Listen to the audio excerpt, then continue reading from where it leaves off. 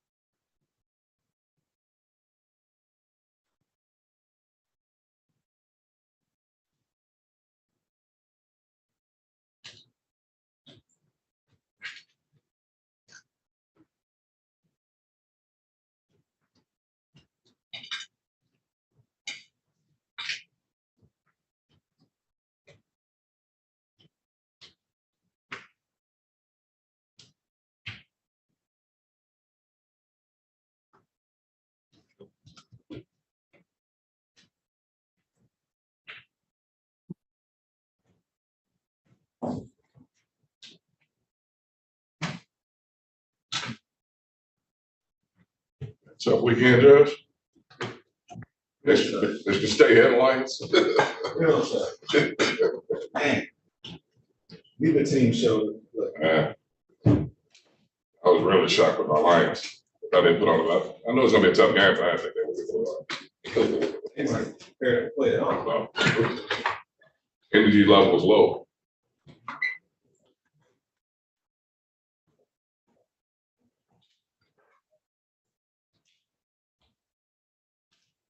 I expected that in the state game. Oh, yeah. I didn't think it was gonna be that bad, but I know it was basically like a pro team now. We got some players. Yeah.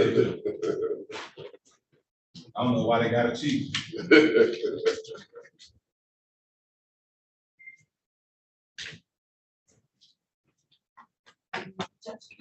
Say this may be Harbaugh's last year. Really? On the NFL? Mm-hmm.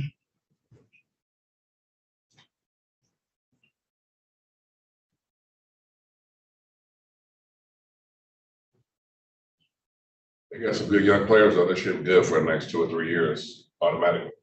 Oh, yeah. And then the transfer portal, they always get an offensive lineman from somewhere else that's already a senior and captain on another school, and he come to Michigan and go to the NFL.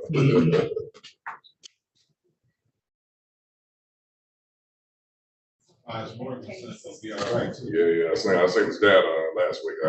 We scored a touchdown last week. Mm-hmm. Gonna be all right. Okay, what's your? I wish he was a little taller. He looked little out there. He's a small guy. Yeah. Both his parents are real small. Yeah. I seen his mom last month. I didn't know it was his mother. Yeah. He's an attorney. Yeah.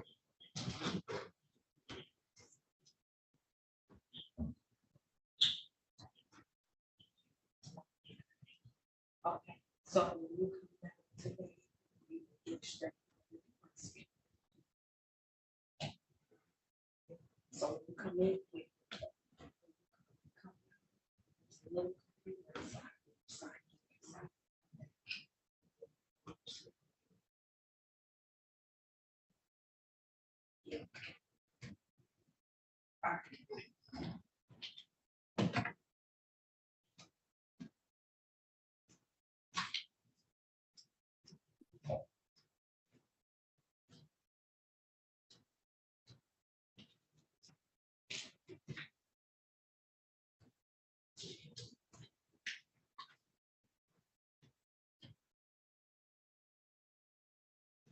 I see a lot of kids leaving Michigan State.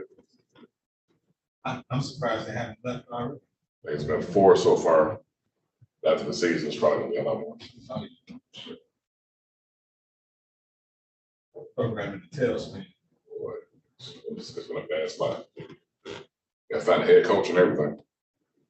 I don't like this guy. You know, they talk. Yeah.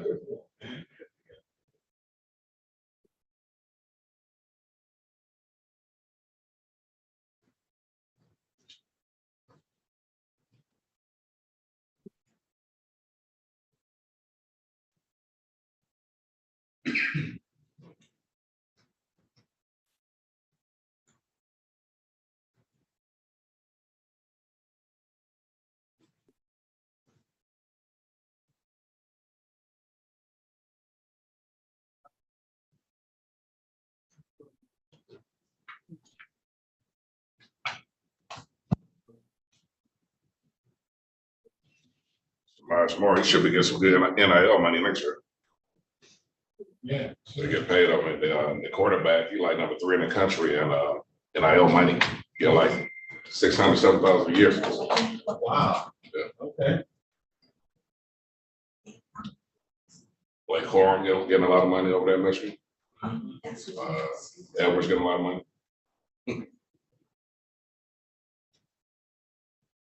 Edwards had a breakout. It seemed like he took a step back this year so far. He's been injured or something.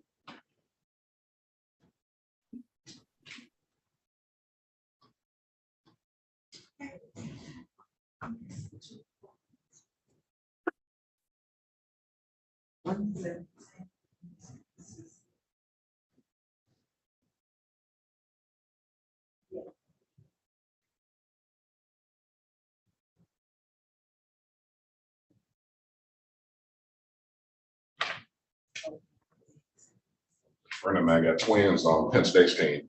One play linebacker, one play defensive back. They both came from Cass.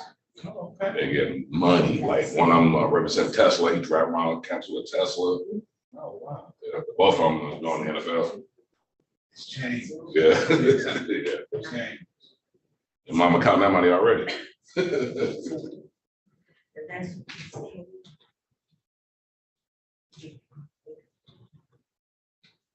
That's a piece.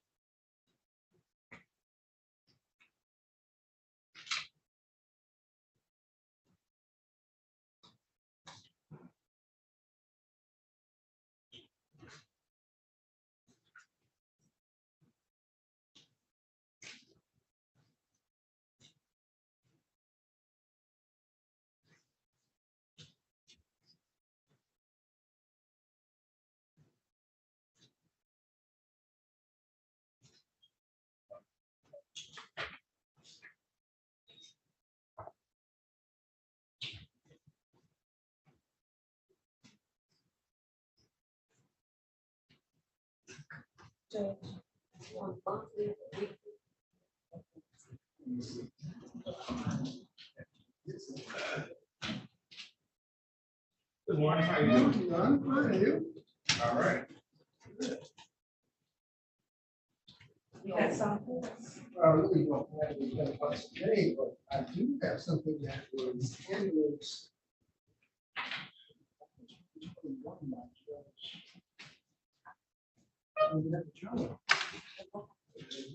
Went up on appeal, or the appeal sent it back. Yes. So she was still. She was still- Right, Judge?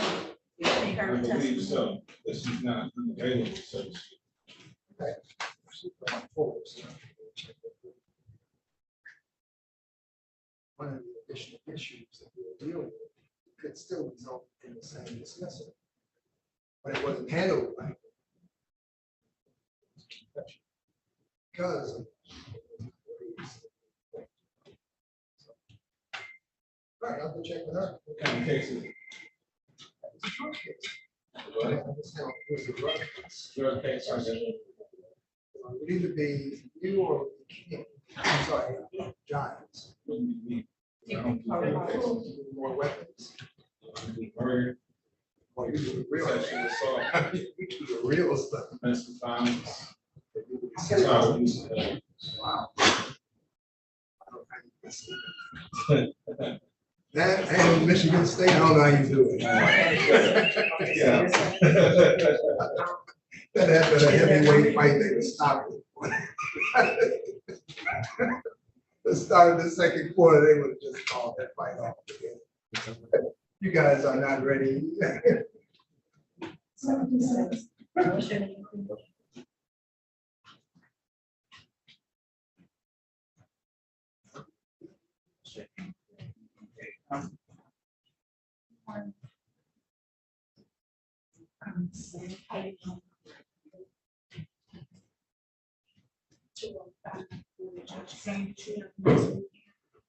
Not sports wise, but otherwise. Why not sports? Some of your teams. Those are my didn't teams, lost.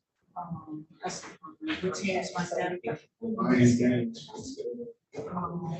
I'm sorry. Sorry. How you- did you agree with it? Yeah, I got a lot of things. Okay, I need it. A lot. Cause I was ignoring. She got the nice one. The sweetest thing. Should be a treat. Okay. The sweetest thing. It's like your day. Yeah. We have It's a red lobster. That's what I want to eat. You did. Oh, you have to stay. You did this one, right? Did you do it? That's good. Okay. Next time I go to try it. I don't like it. It's just the same place, and I don't get snack.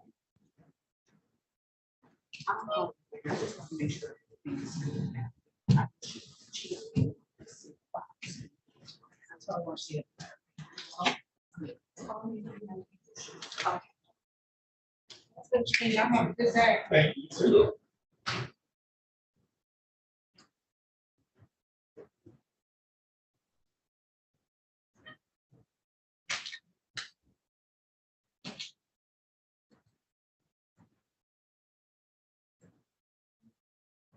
They doing?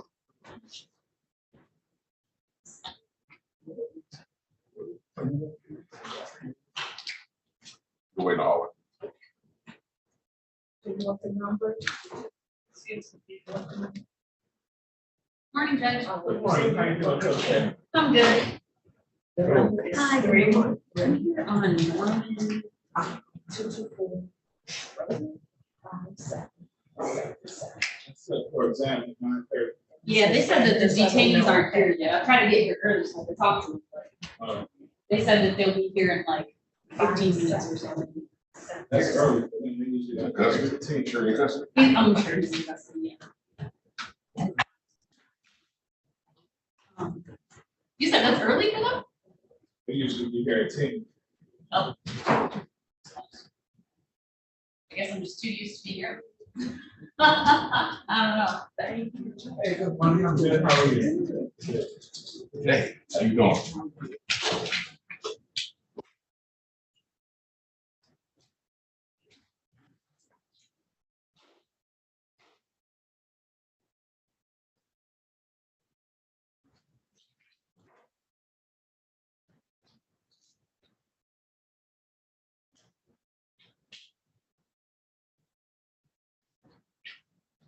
I truthfully, I see it on the beat. Man, Penn State's got a good, I don't even know if they play Penn State. Penn State's got a good chance. I think they have a good chance in Ohio State. That's fine. Ohio State. Ohio State beat Penn State. I know. Still not impressed with it. Penn State don't have no receivers. We got a very good defense. They beat that kind of weak too. Yeah.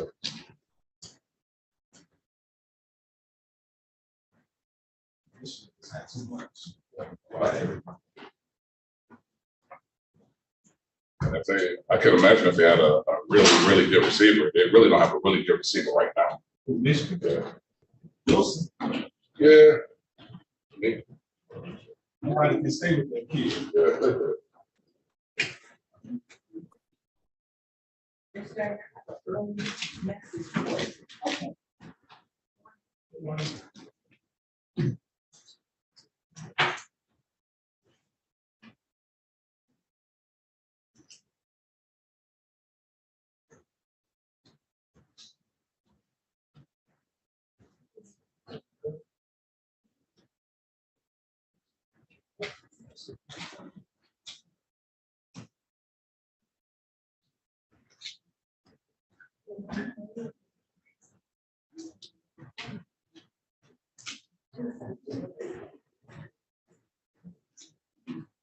Hey, Mr. Jerry, how you doing?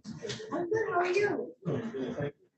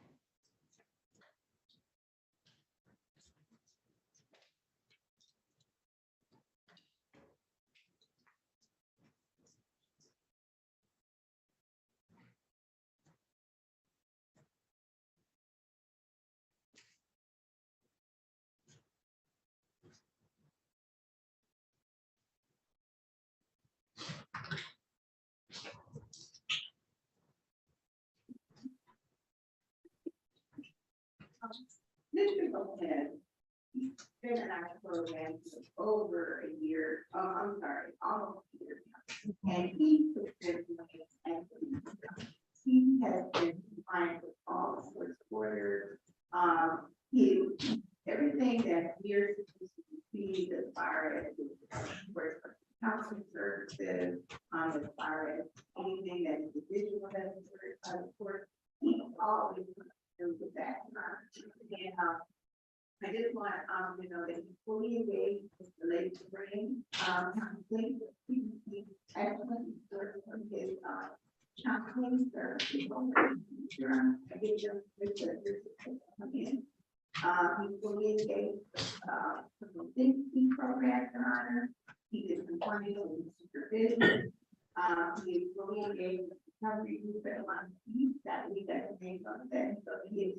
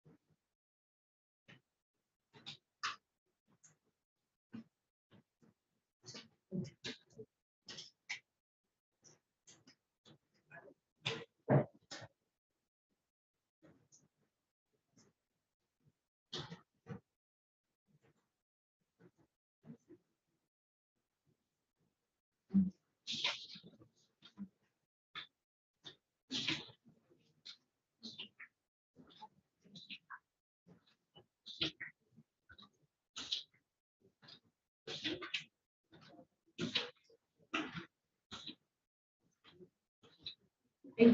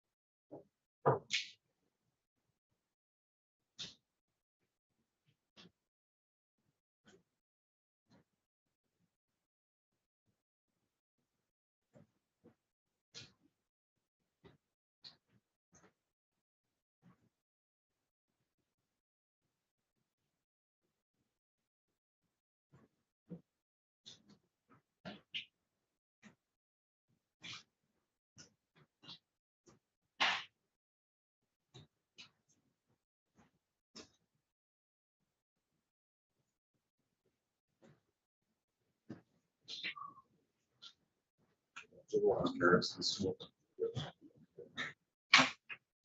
a note of who's checking in or. Yes. Yeah. Is Mr. Lewis here? Yeah.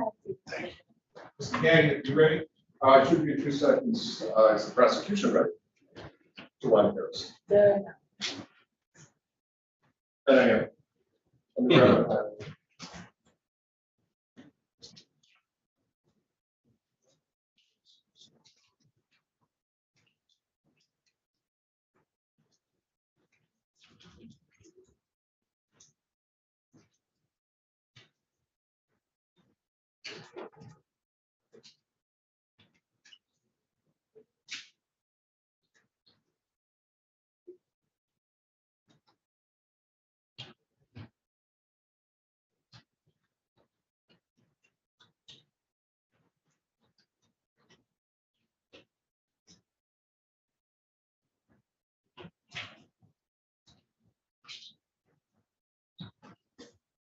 Mr. Harris, the defendant hasn't arrived yet.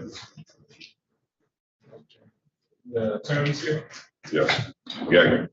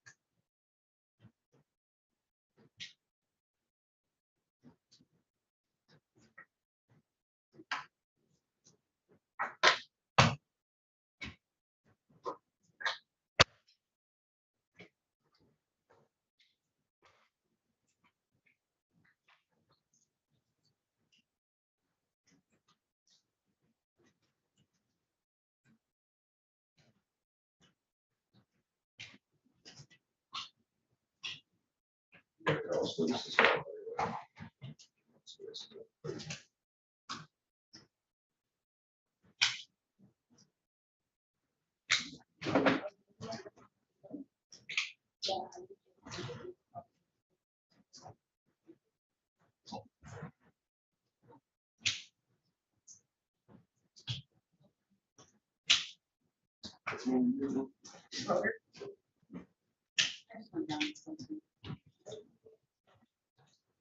sorry, what was that?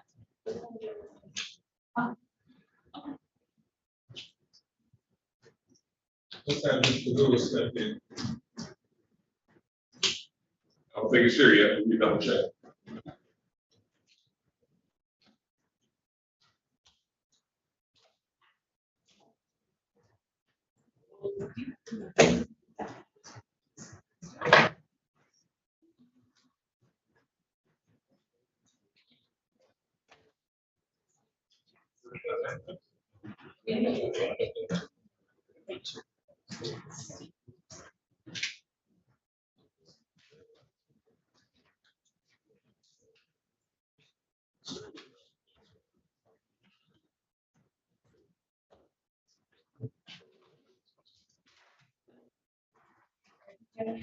Yes. Sir, step on the side down.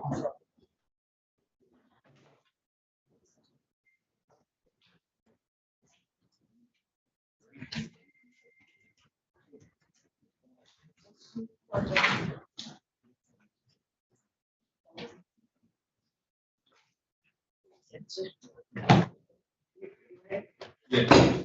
Call case number 2305-930901.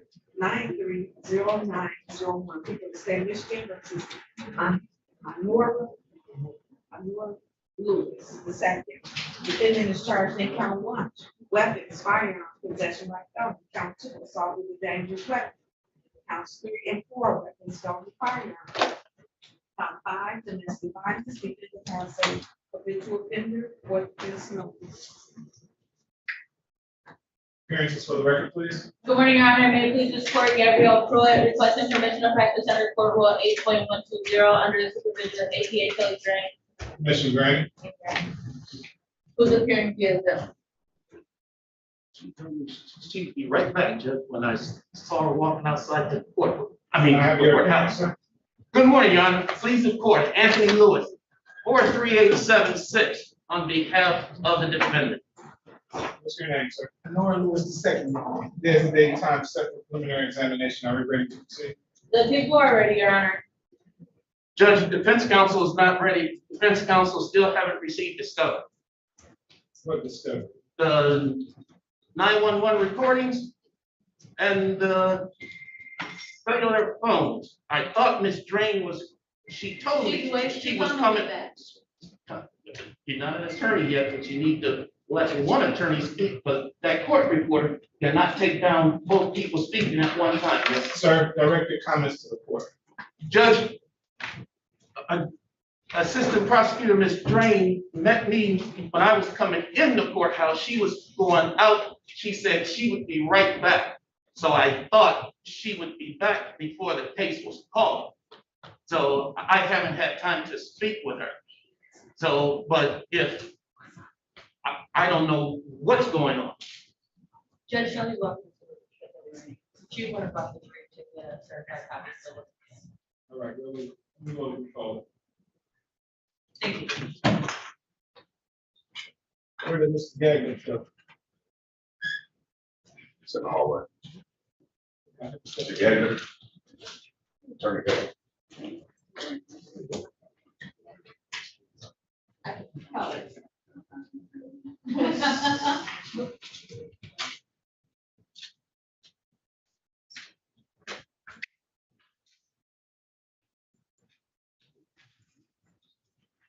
Schroeder's gonna get this message.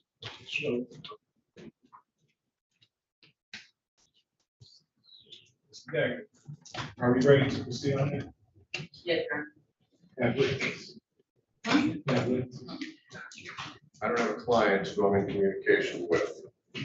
I'm around the building this morning. Can I beg for 30 It's not minutes? him behind you, is it? One, yes. Come on up. It was a long line on doors, sir. Asking you shall receive. That's Harris. Yes. the one here. Calling case number 2305-934701. People of the state of Michigan versus LaWanda Harris. Defendant is charged in count 1. Assault with intent to do great bodily harm, less than murder or by strangulation. Count 2, domestic violence. Defendant has a habitual offender second offense notice. Appearances for the record, please. Good morning, Your Honor. May it please this court, Gabrielle Fuller, requesting permission to practice under Court Rule 8.120 under the supervision of APA Shelley Grant. Commissioner Grant. Brian Gagnon, sir, Neighborhood Defender Service, P64220. Juan Harris. Today's date, time set for preliminary examination. Are we ready to proceed? Your Honor, the complaining witness in this case is Ms. Shamaria Carter. She is not available and the people are unable to proceed with her testimony. May I motion to dismiss without prejudice, please? Yes, you may. So order the court will dismiss this matter without prejudice. Thank you, Your Honor.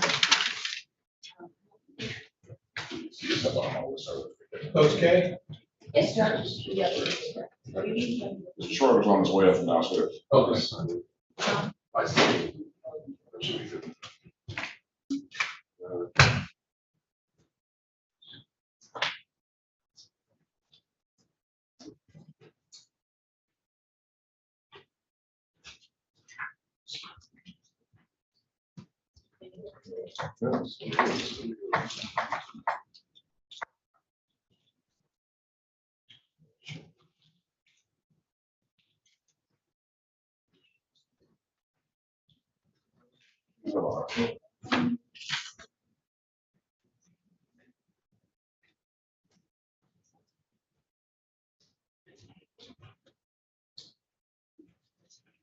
Yes. Coach K. She has such a lengthy last name. Christian Wood. No. Here. Okay, that's. I wish. That That's would be- just my nickname for her. Oh, okay.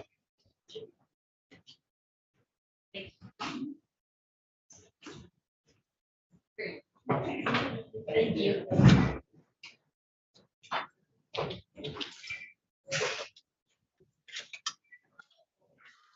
Robert? Your name and address. Maurice Schroeder, 1181.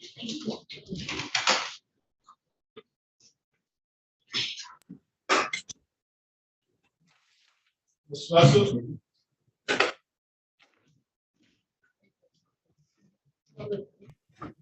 Ms. Russell, are you there? Yes, I am. It won't let me start my video. It says that you have prevented me from that. Yeah, just making sure it's you, that's all. Okay. Go ahead.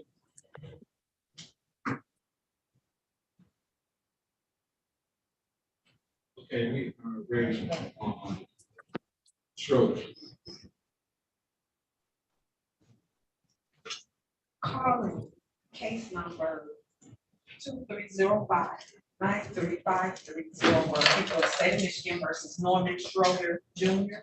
Defendant is charged in count 1. Assault with intent to do great bodily harm, less than murder by strangulation.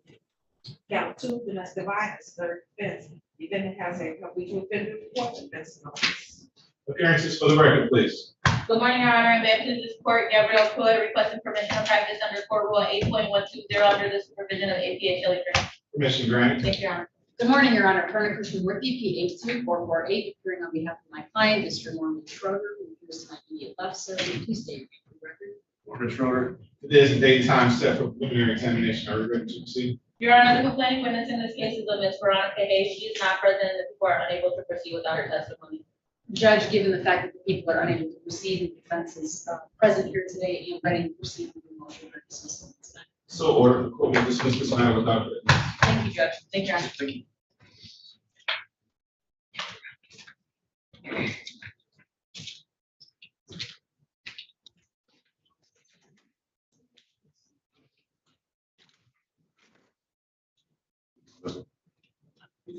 Okay. Ready on tape on here.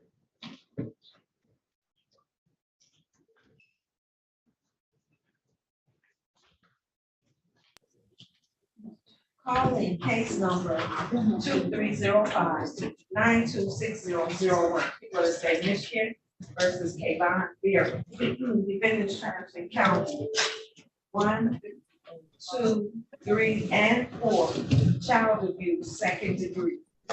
Appearances for the record, please. Good morning, Your Honor. Brittany Johnson on behalf of the people, P8513. Good morning, Your Honor. Deborah Schlossel, P56420 on behalf of the defendant, Mr. Kayvon Barrett. Mr. Barrett, now mute yourself and tell us your name. Kayvon Barrett. What's your pleasure, Mr.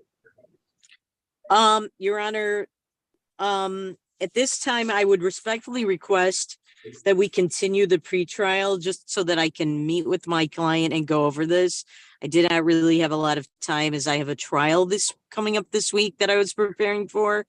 If the court would allow a brief adjournment to Friday, I would appreciate it. Can I adjourn it to today for you to do that?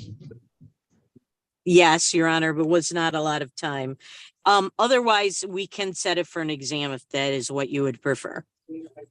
Court will continue the plea of not guilty and set this matter for preliminary examination on October 30th.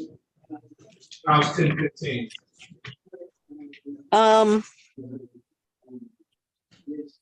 Your Honor, I have a preliminary exam at 9:30 in Southfield on that morning. 11 o'clock.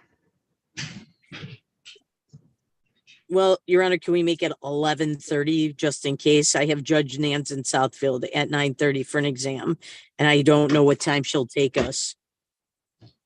October 30th at 11:30. All right, thank you, Your Honor. Does that conclude this hearing? Yes, ma'am.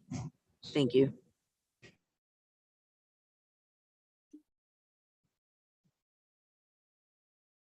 You're all set, Mr. Barrett.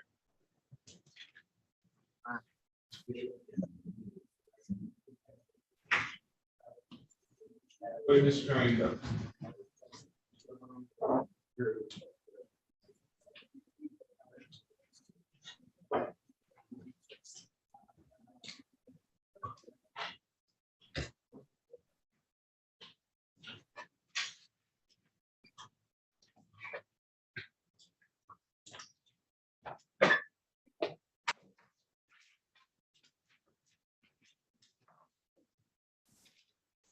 All set, Wayne County Jail? Yes, sir. Judge King, that's all we have for you. Thank you, sir. Have a great day. You too.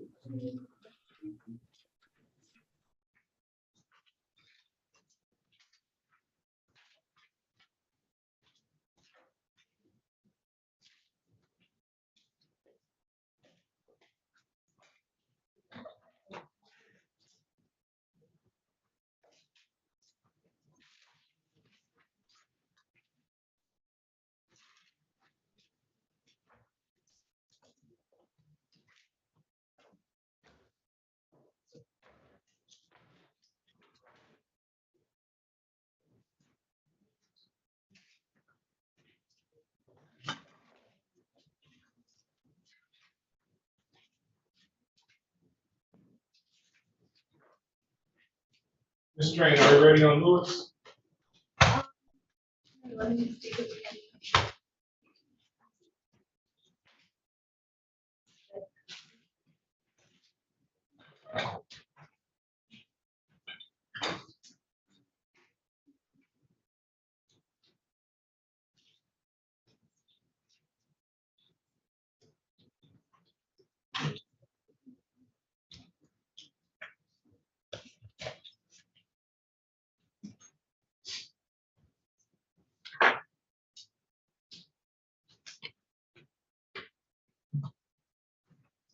Recalling case number 2359309, people of the state of Michigan versus Honora Lewis II.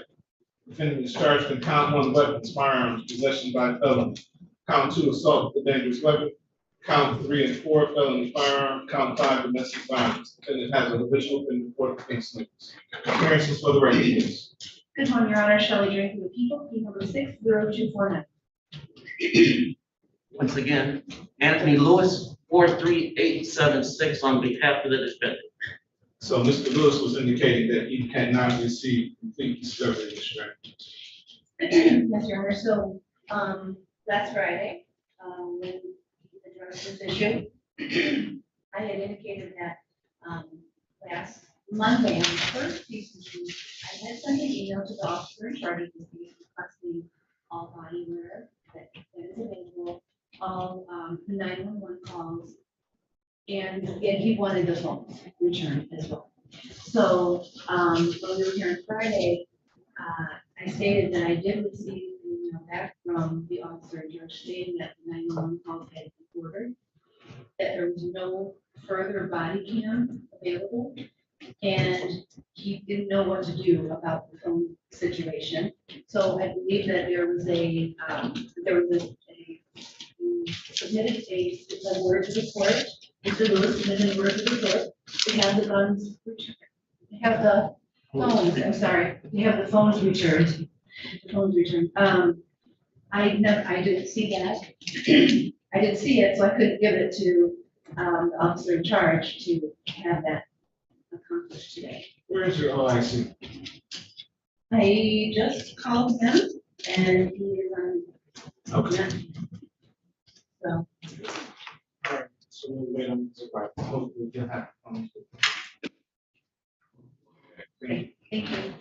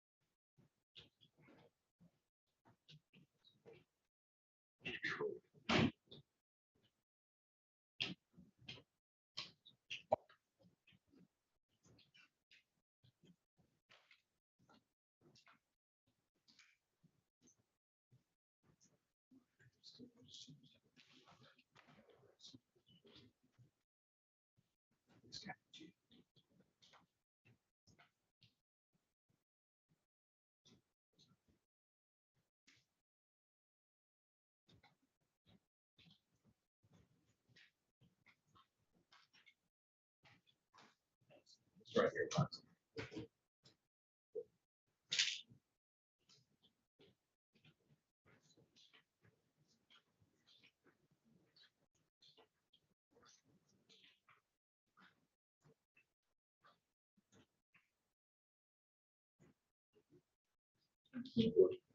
She's here on bed.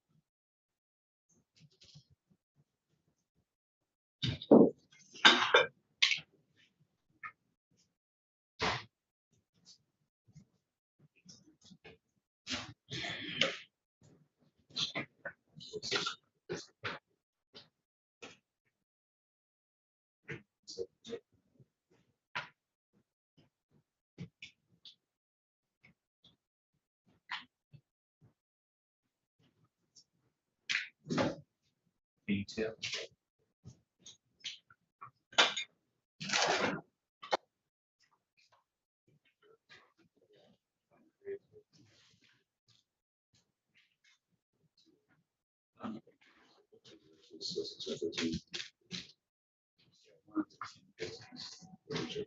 The other here.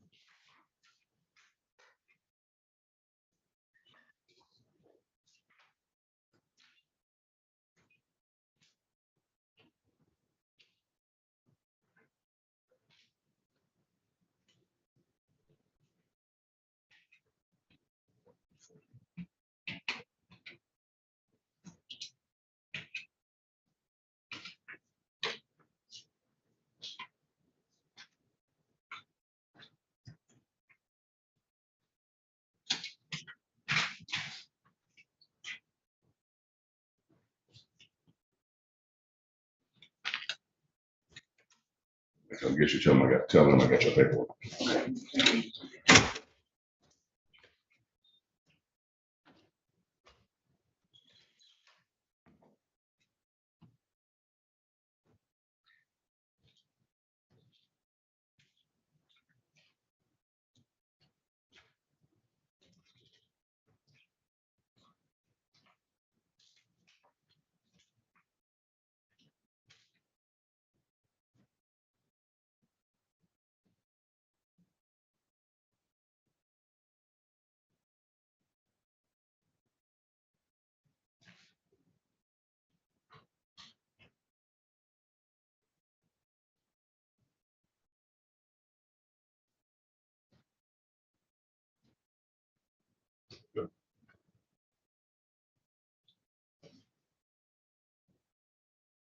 For your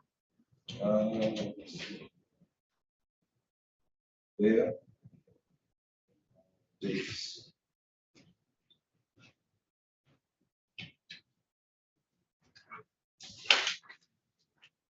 That's it. Yes.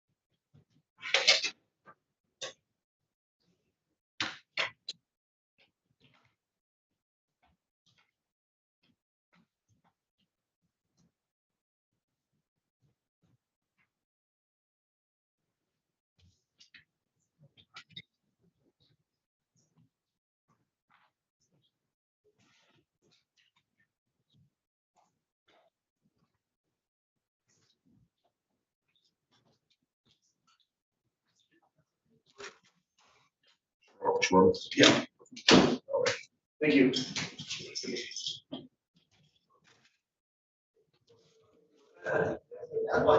Yeah.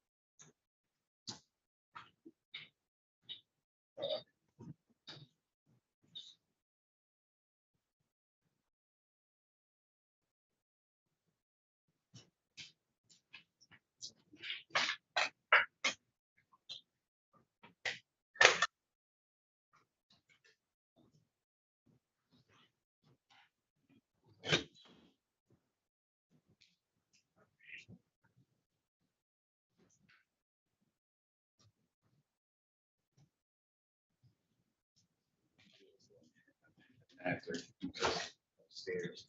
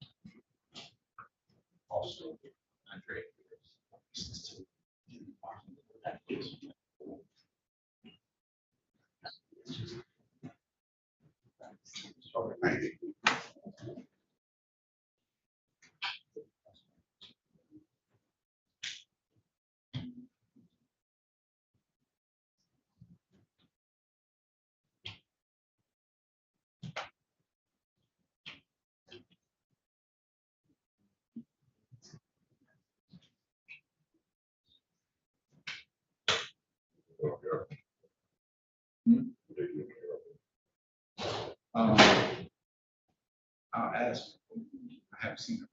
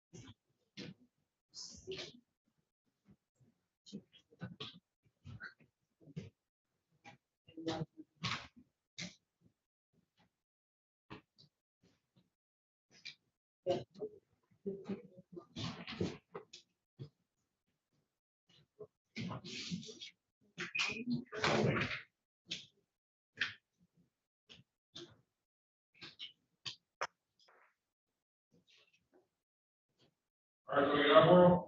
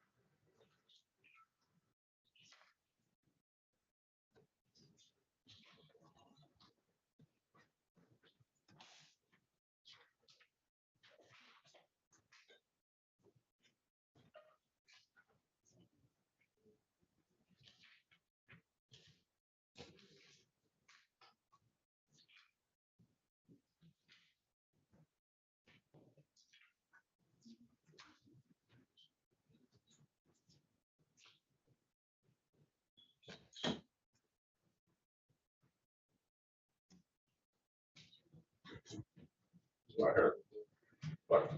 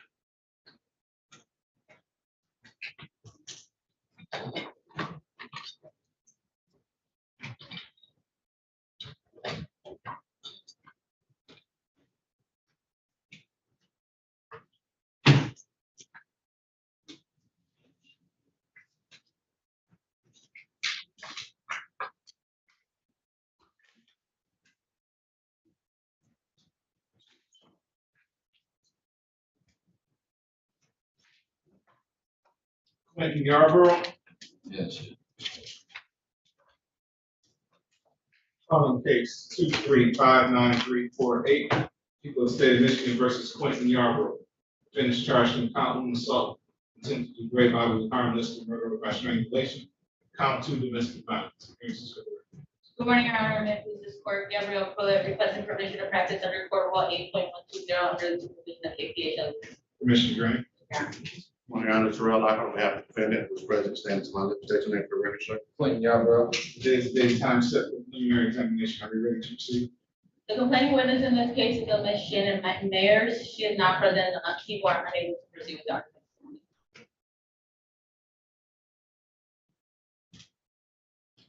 Based on that, Your Honor, we will dismiss the charge against my client. So order, court will dismiss this matter without prejudice. Yes, 86077. Thank you.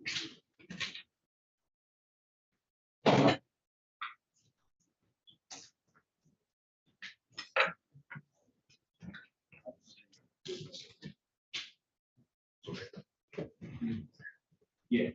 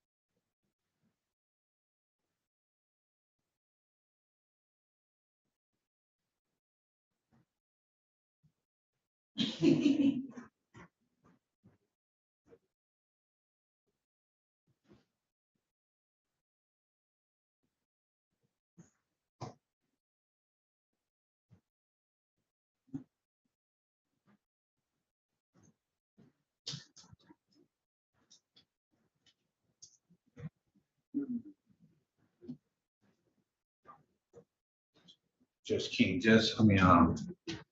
Attorney Nancy says action for back and then her client has shown up yet.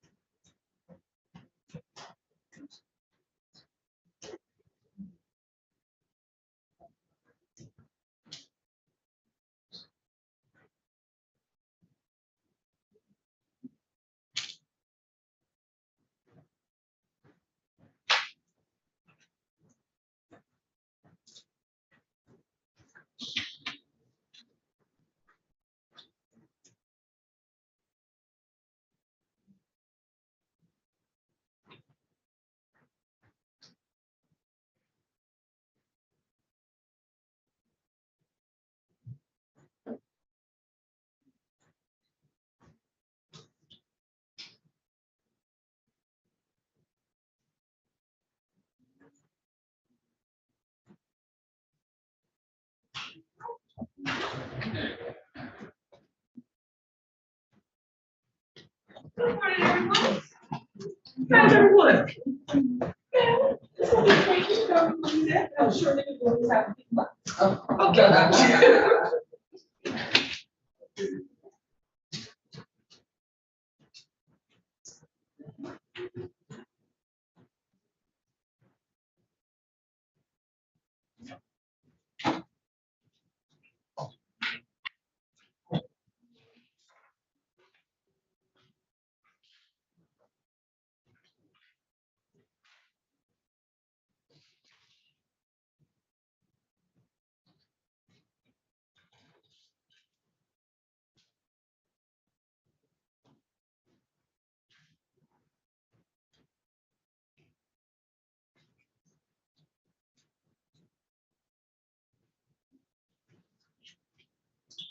Calling case 2358677, seven people of the state of Michigan versus Corseal Bell.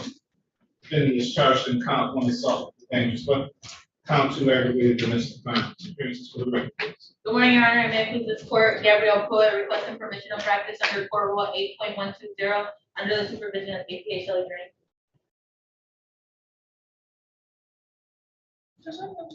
Oh, Commissioner Grant, I'm sorry. Thank you, Your Honor. Your appearance. Oh, Janecky Nance, P 68686, appearing on behalf of Mr. Bell. Judge, Mr. Bell is not present. Just for the record, I have had an opportunity to speak with Mr. Bell. We did a jail visit. He also appeared via Zoom at the PCC. At this time, I have no explanation for his whereabouts. He's not in any jail that I have been able to locate. I do know that he is on an electronic tether, so I'm sure that he'll be picked up soon. Court will issue a case issue both bond and set the bond at 25,000 cash. Have you checked with the Judge, I have not, because while we were doing it, it takes them a while sometimes to get through. I can do that, but I haven't. Does the court have me a better number that I can get to quicker? Okay. All right, thank you.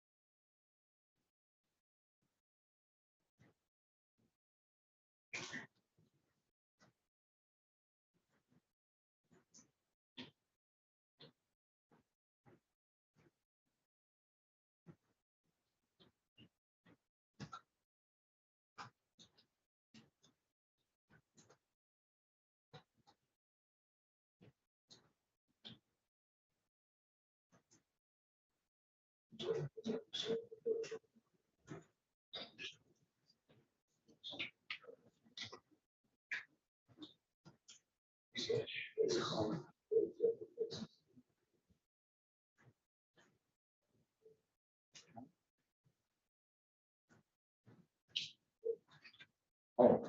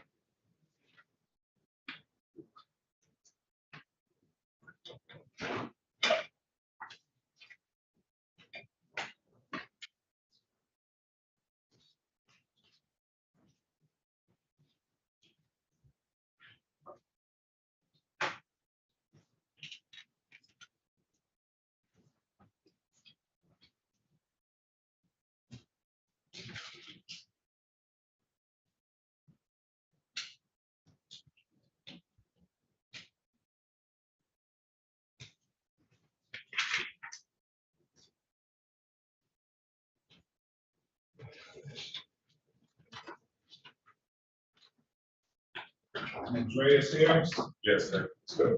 Calling case 2359362, people of the state of Michigan versus Andreas Raymond Harris.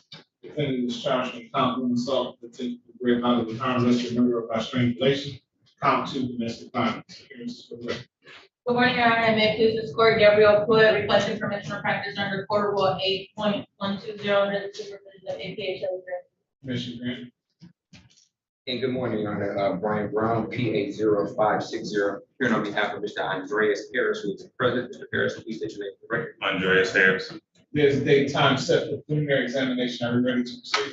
Your Honor, the complaining witness on this case is a Ms. Zuri Lewis. She was notified of the day and time of the preliminary exam. She is not present. People are unable to proceed with our testimony. And Your Honor, we would motion for dismissal. So ordered. The court will dismiss this matter without prejudice. Thank you, Your Honor.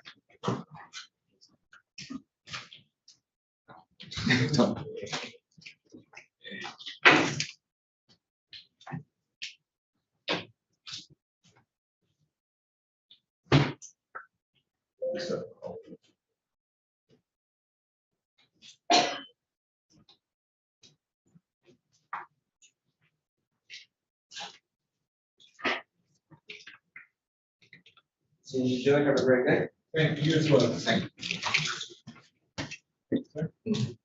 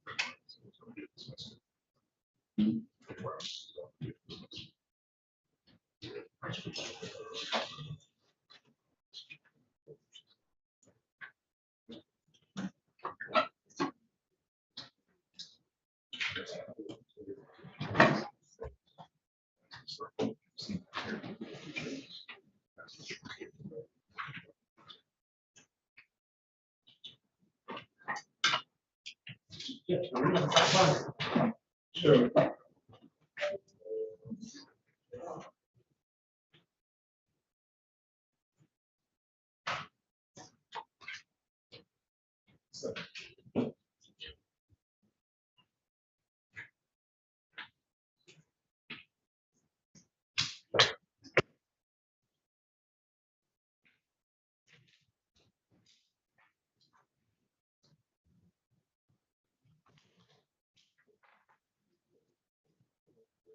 Minnesota's pretty much.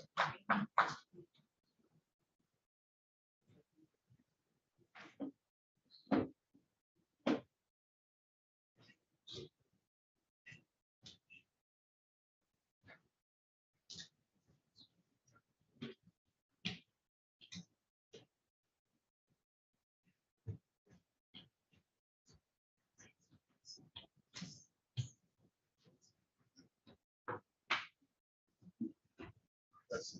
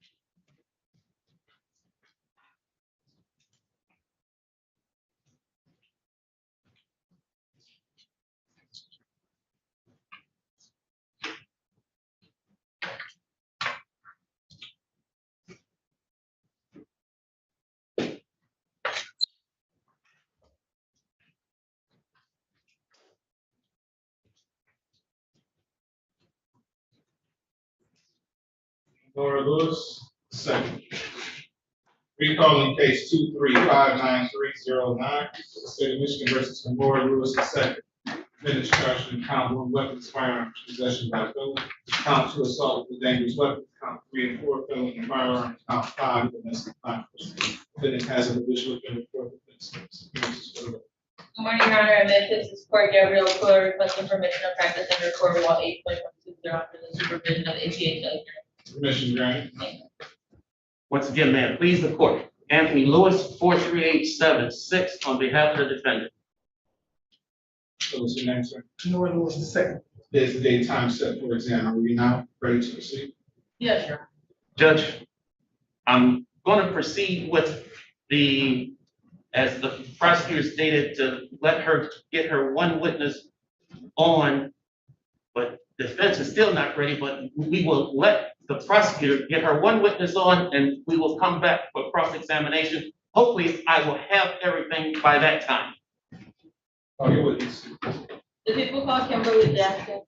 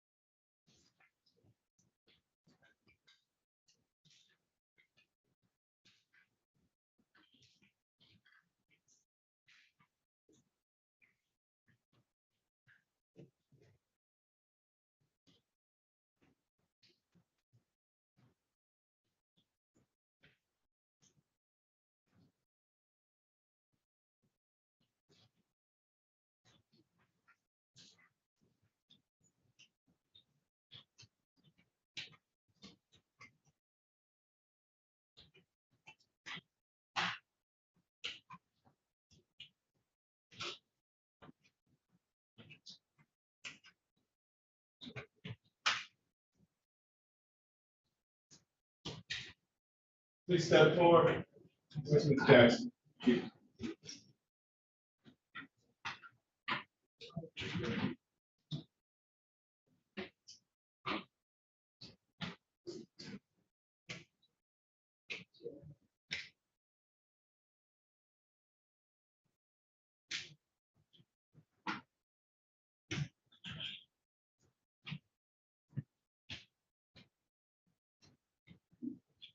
Please give your name and spelling to the young lady seated there waving at you. Tell her your name and spelling. Please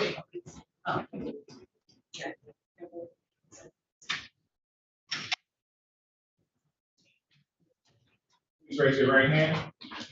Swear or affirm to tell the truth, the whole truth, nothing but the truth, so help you God. I do. Thank you. Please have a seat in the witness box next to me. Keep your voice up nice and loud. Speak to that microphone that will be to your left. Okay? Just pull it over.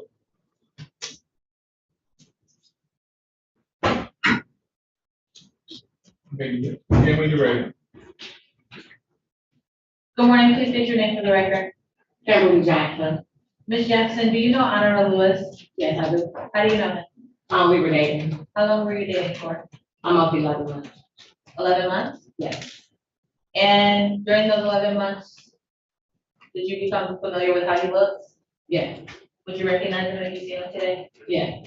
Do you see him in the courtroom? Right here. The red shirt. Does the record reflect identification of the defendant? So noted.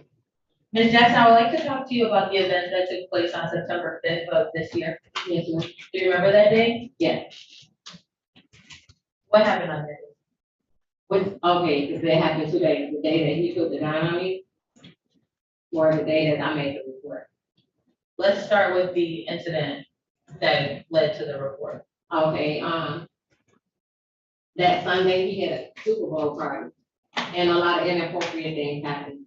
I brought it to his attention, not him. Objection as to relevance, Your Honor.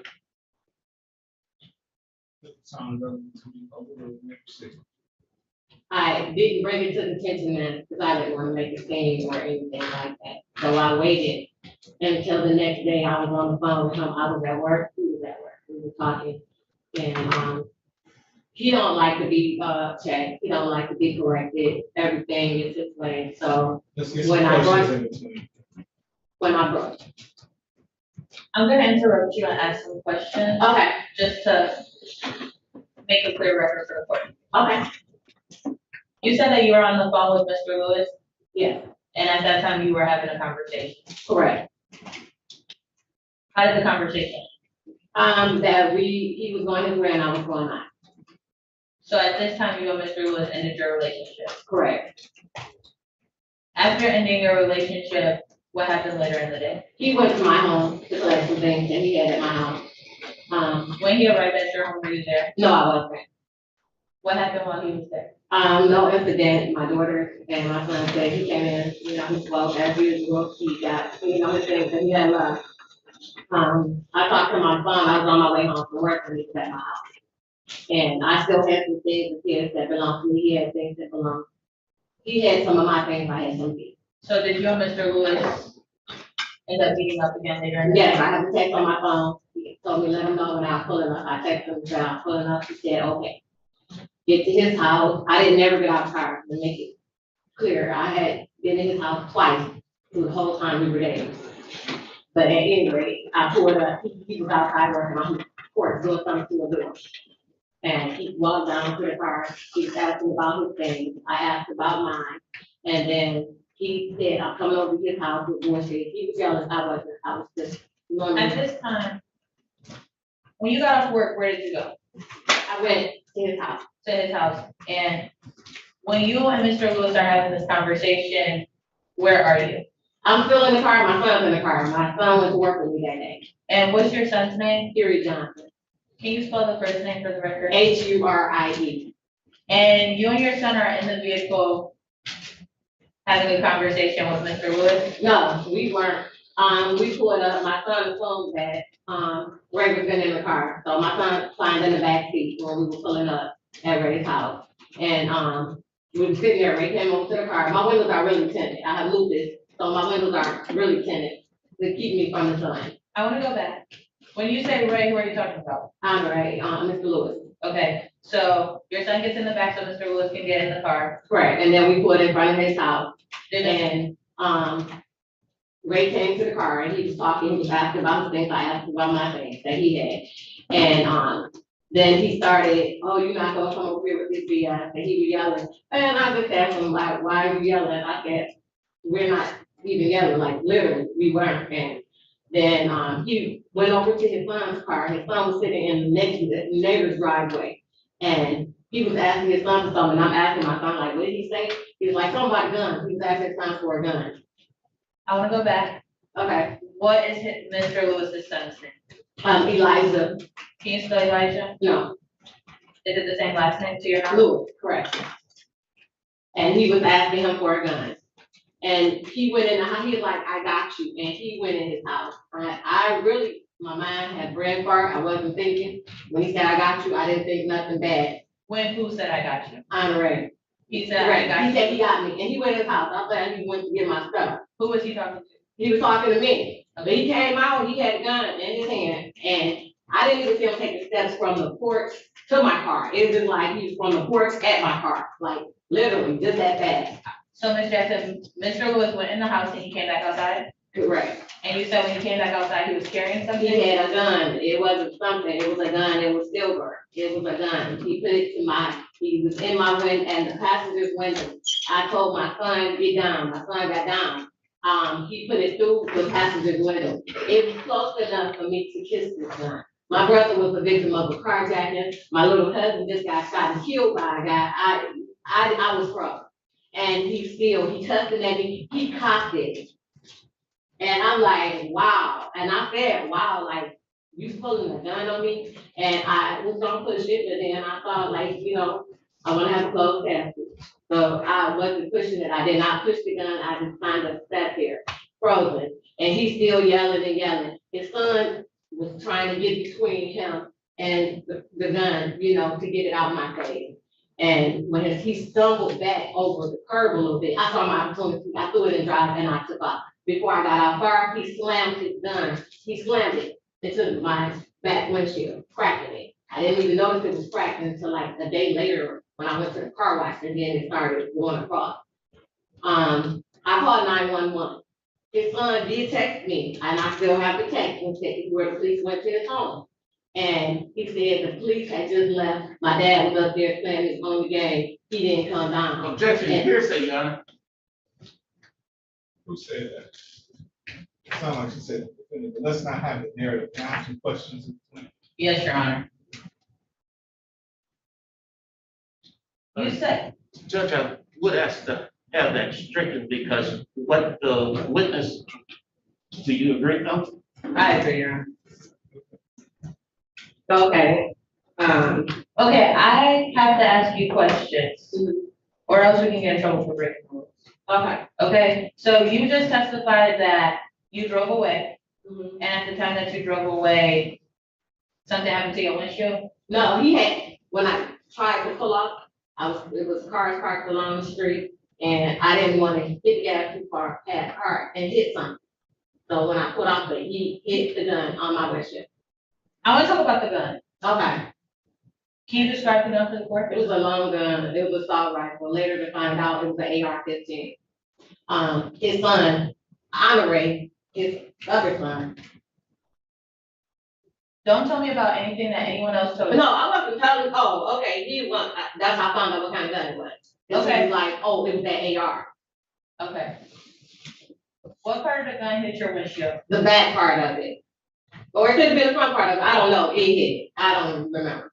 Do you know how much it cost to get the windshield fixed? I haven't gotten it fixed yet, I've gotten 3 estimates, but I forgot my work, I didn't carry my work bag here with me today, so.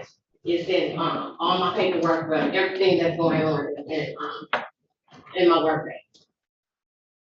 While Mr. Lewis had the gun, did he say anything to you? He said, bitch, I kill you, you think you bad, you think you tough, and he went on from there, he was cussing me out, calling me, and I told him, I was like, before the gun and everything, for choose your words, I always tell people choose their words.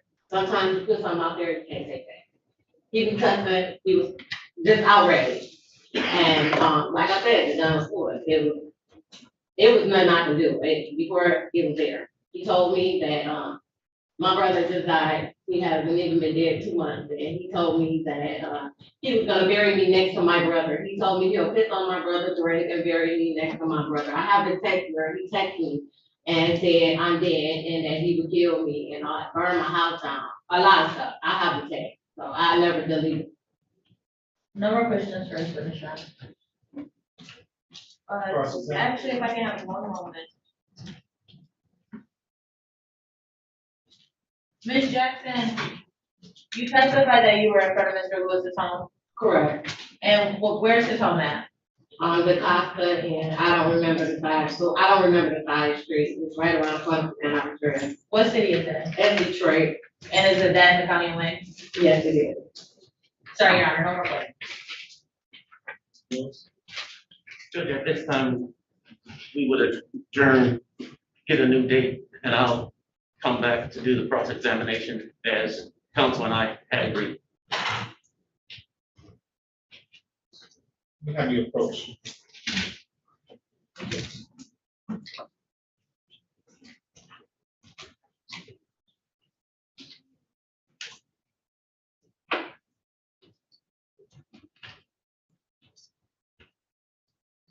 And you can step.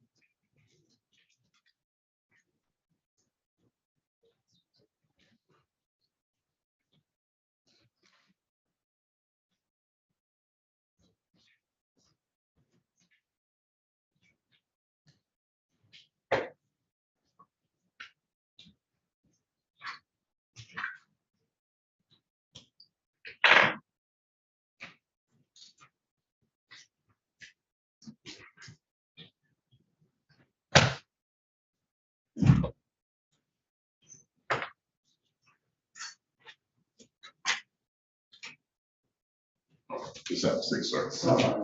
I got a care. That's what they saw. What you mean? Mr. Murray, no problem.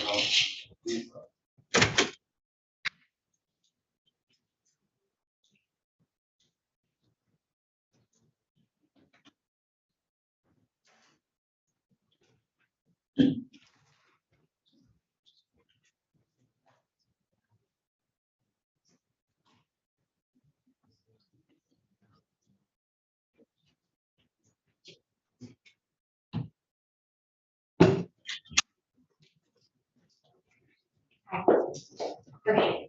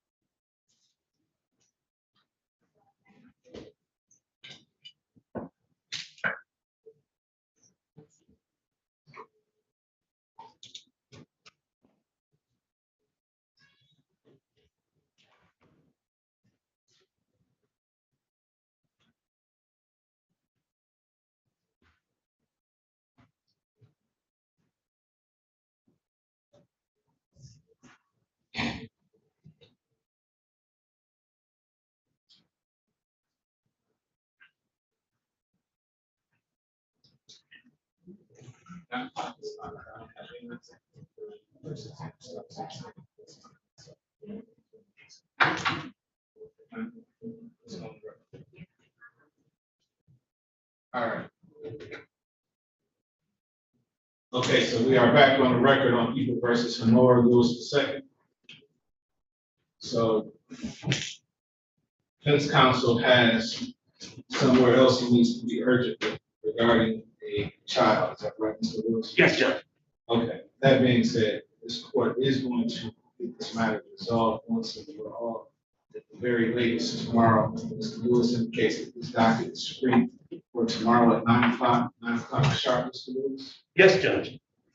Your Honor, I would like to make sure the planning witness is available during that time. Please do. In fact, you can have her sit. Judge, will we be receiving the 911 calls today? And Your Honor, the officer in charge is present. Good morning, sir. Tell us your name for the record. Investigator Michael James. Please raise your right hand. Swear or affirm to tell the truth, the whole truth, and nothing but the truth, so help you God. Thank you, Mr. Jameson. Mr. Jameson, what's the status of the 911 call? I haven't been to work since Friday. I ordered them Tuesday. They should be there. Okay, we need to get those to Mr. Lewis like today. Okay. So he can be ready tomorrow. We need evidence. Okay, so Mr. Lewis, you should get that at evidence.com today, okay? Yes, if he could tell me a specific times, so I'll look for that specific times, since it's just the click of the mouse. So let's go through your emails and look for it. Judge, I do that all the time. Okay. But, Mr. Lewis? Yes. I'll ask the officer in charge to let me know when he's uploaded them. I will make sure that they are uploaded. I will send it to you and then I will contact you. I'll send you an email and call. Okay, thanks. Good morning, ma'am. Hi. Hello again. So we weren't able to resolve this today because we had some discovery issues that had to be resolved. We are going to resolve this tomorrow. Are you available tomorrow at 9 o'clock, sharp? And I have to be at work. Not tomorrow. Well, court is going to take precedent over work. You need Okay, that's something- fine. If I have to be here, I'll be here. Okay, because if you need something from the court. Yes, we'll I'll get get it. something from the court. Okay. I'm the manager, so, but I'll just have to make sure. Okay. All right, that's fine. so I'll get you in and out of here. You'll probably be done no later than 10 o'clock. Okay. Latest, okay? So make sure you're on time, okay? Okay. Lewis, make sure you're on, you and your client are on time, okay? Yes, See sir. everybody tomorrow at 9. Your Honor, so sorry. Before we leave, we did want to address bond. Ms. Jackson shared with us that she was under the impression that the bond was still instituted from 7 to 7. Mr. Lewis shared with me that the bond was lifted last Monday on the 17th. I'm not positive about that. The complaining witness is scared for her life and would like bond to be addressed. She's scared of her life because of what has happened. Has anything, has there been any contact? There hasn't been any contact prior to the bond being lifted. They ran into each other. They seen each other across the room at a bar last Friday. Well, nothing happened, right? No, nothing had a chance to happen, but I was under the impression that he still wanted to tell me. That was conditions of his being released from jail. Condition And is to that he find has out no today. contact with you, Okay, and that he does not initiate any contact with you, okay. okay? Continue. Thank you. Thank you.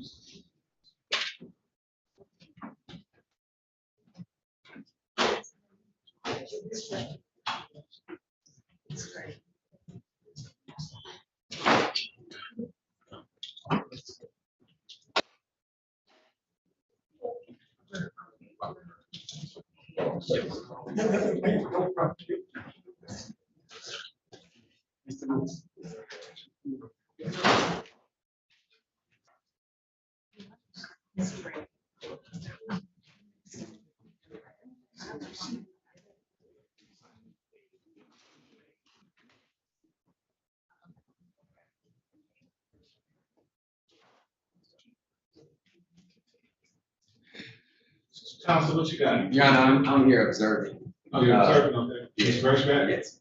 Gotcha. Robinson's here. Robinson. Ms. James here? No, Mr. Worker, trustee. Attorney Worker. She's not here, he's checking. Attorney Worker is standing in for Ms. James. He went up to 335, he has something before Judge Yancey. He said you can give him a call, somebody can give him a call or down the number up there. Or if you're ready for him. Ms. James is having. I haven't seen any victims on that. Tyrone, they're starting to stand in for the other two. Huh? Ms. James is having Tyrone Rucker stand in. Yeah, he went up to 335. Oh, okay. Do we have anything that's ready with everybody? I didn't know about them. That's all I Yeah. need. Your 11. I need to do only. This one should be ready, should Your 11. Okay, so you just gonna go get them. Everybody's here. Okay. Maria. You will make sure that on one package, all three of these names are one. Only 2 names and 2 separate letters. One's for school, one for. Oh. You know what? She's back. Yeah.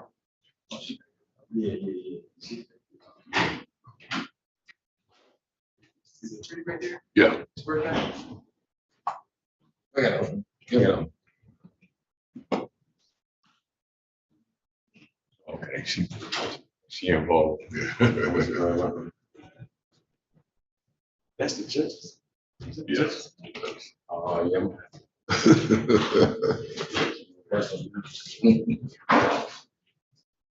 Yeah, she had a whole outfit on Friday. I'll be right back, Kurt. Oh, all right.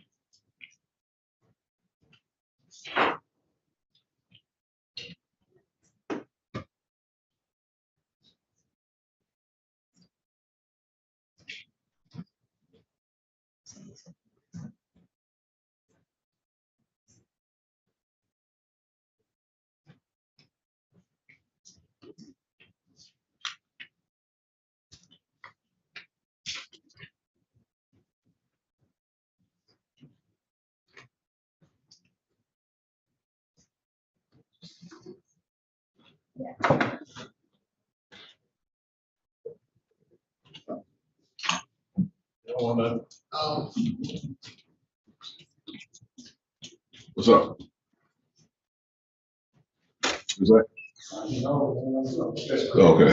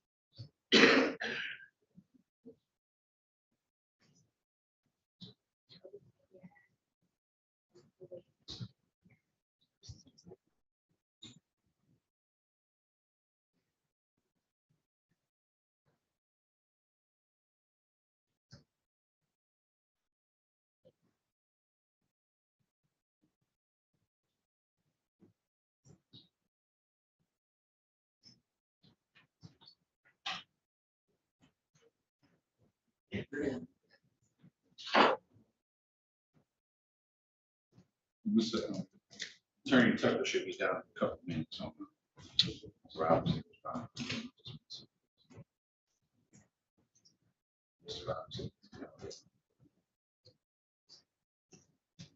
Okay, it's supposed to be James. He's standing in for James. Yeah, I threw you off. Okay.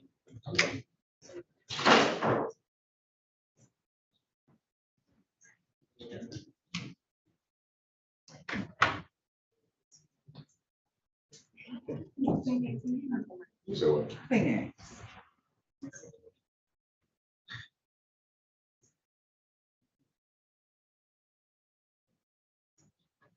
Are you got any clean inspector? Any clean inspector? Good job. That's fine. Need Wi-Fi eyes, I'm sorry.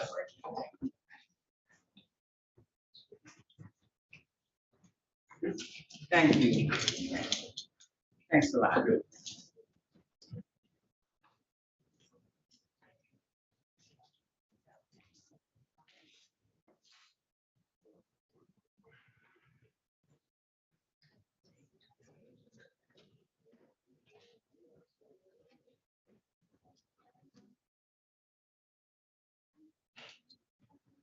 I'm waiting.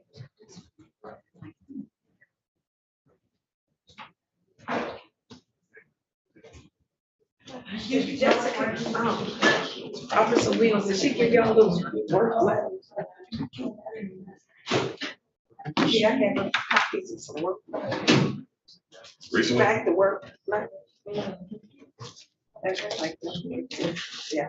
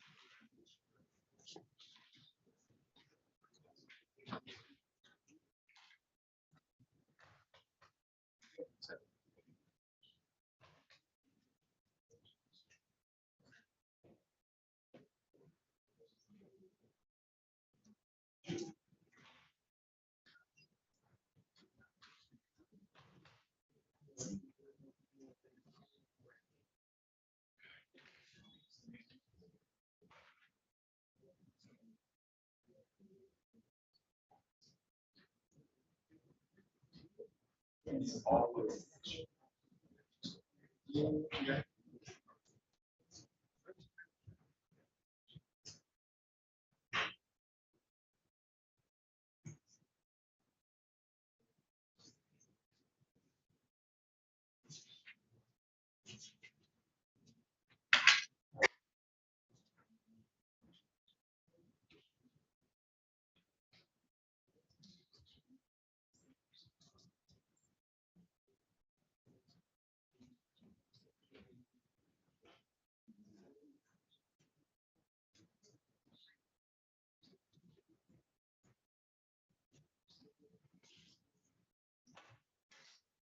right, are we ready? Hi, Ms. Rachel.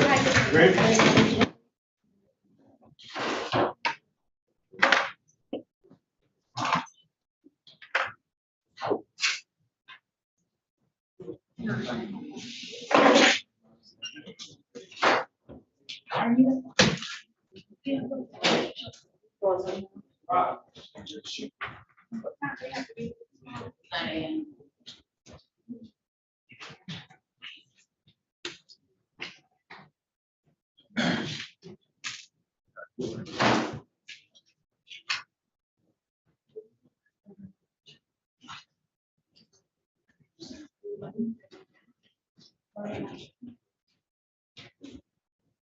Marvin Robinson. Yes, sir.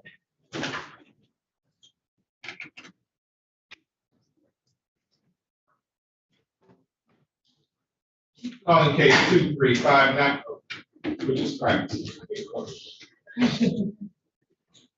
Hello there, young man. Hey, how are you, Judge? Long time no see. It has been a second. Where you been? Just working. Yeah.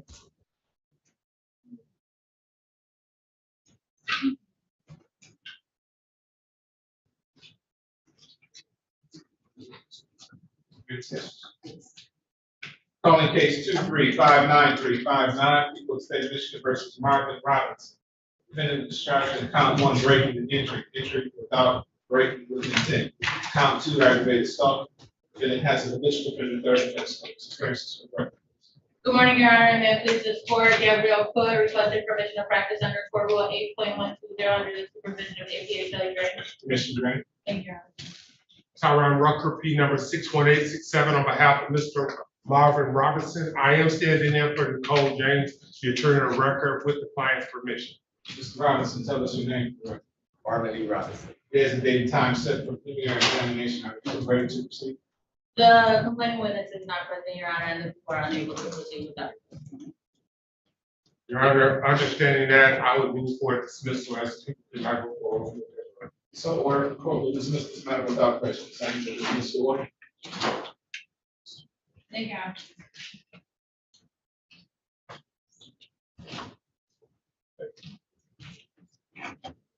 Where's the ever patient Ms. Bergerac? Ready, Ms. Bergerac? Sir, you can step out, we'll bring it out to you.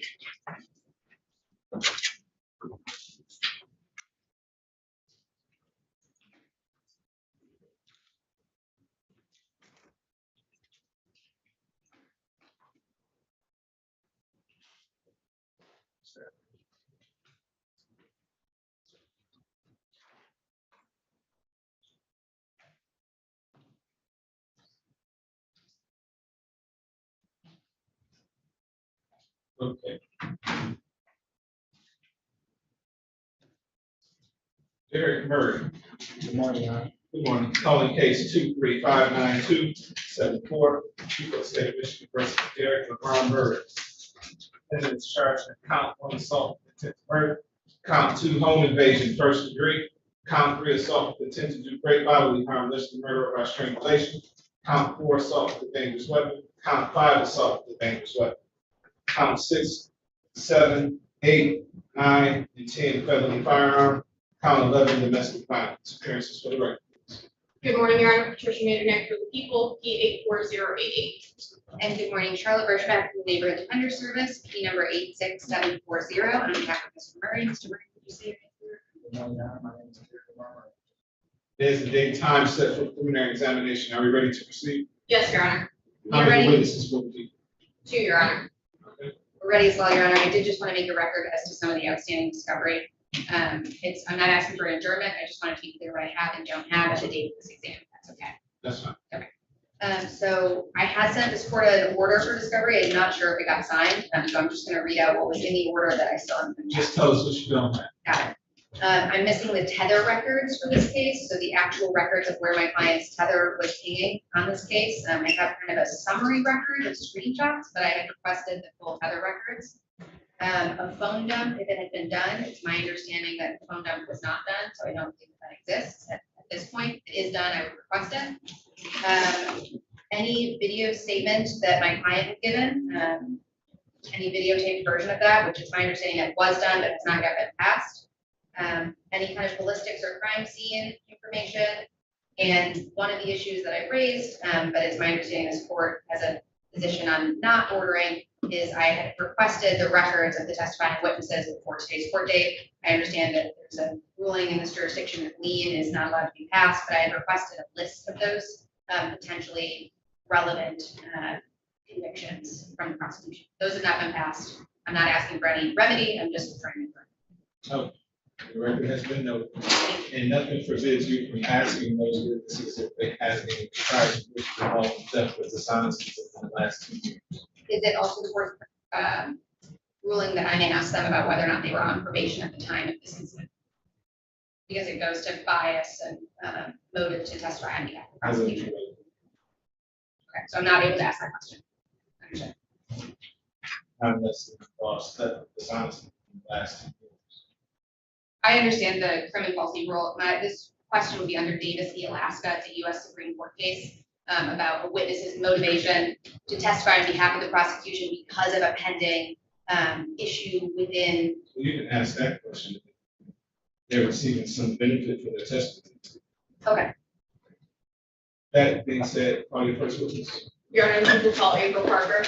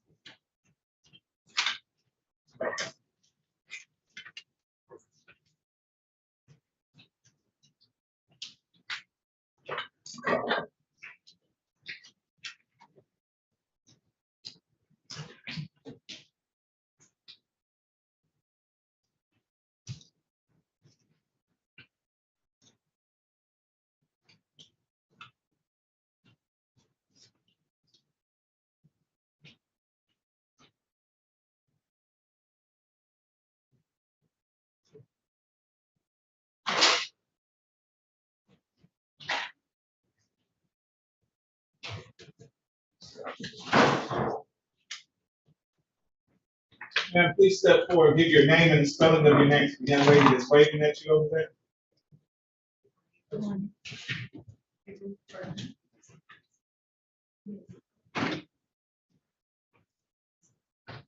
Please raise your right hand. Do you swear or affirm to tell the truth, the whole truth, and nothing but the truth, so help you God? Thank you. Please have a seat in the witness box next to me. Keep your voice up nice and loud and speak to that microphone that be to your left. And Your Honor, the defense will receive questionation of any other witnesses. Ladies and gentlemen out there in YouTube land, if you are a witness or potential witness, I'm ordering you to log off at this time. There doesn't appear to be any other witnesses in the courtroom. You may proceed. Thank you, Your Honor. Good morning, ma'am. Could you please state your name for the record? April Parker. April Parker. And Ms. Parker, I'm going to take you back to October 4th, 2023. At, I believe, about 2 a.m. Where were you at that time? At home. Where is home? 1230 downstairs. Speaking to that microphone, please. 12308 Stokely, downstairs apartment. Okay. And was anyone with you? Yes, Who was with you? my friend Brian. What's Brian's last name? Curse. And did something happen that brings us to court today? Yes. What happened? We were outside at first and we went inside. Okay. We weren't even in the house probably 10 minutes when I heard the glass break and immediately heard shots come through. Okay, just to back up a little bit, are you familiar with a Mr. Derek Lamar Murray? Yes, Do you see Mr. Murray in the courtroom today? yes, Can you please point to him and tell us something that he's wearing? over there with the green shirt on. Your Honor, I've asked the record to reflect that the claim was submitted by the defendant. So moved. Thank you. And how do you know Mr. Murray? He's my boyfriend for the last 4 years. Okay. And did you, see Mr. Murray at all that night? Before that, no. Or, did you have any contact with Mr. Murray on October 4th of 2023? No. Okay, did anyone other than Mr. Hurst come to your house? Yes, Who came to your house? my other friend Will. We were all outside talking and drinking. Okay. And did you go in, what's Will's last name? Allie. Allen? Allie. A-L-L-E-Y? I-E. I-E? Okay, thank you.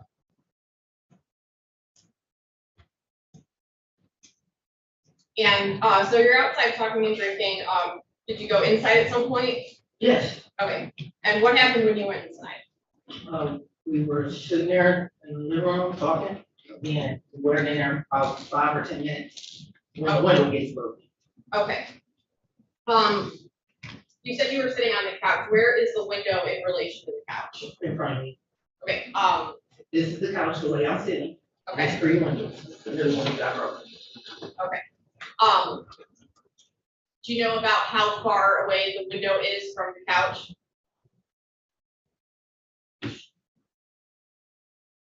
Not really. Okay. You said the window was broken. Do you know how the window was broken? The whole window was shattered out. What happened when you were sitting on the couch? The window got broken. That's all. Listen, I have a curtain.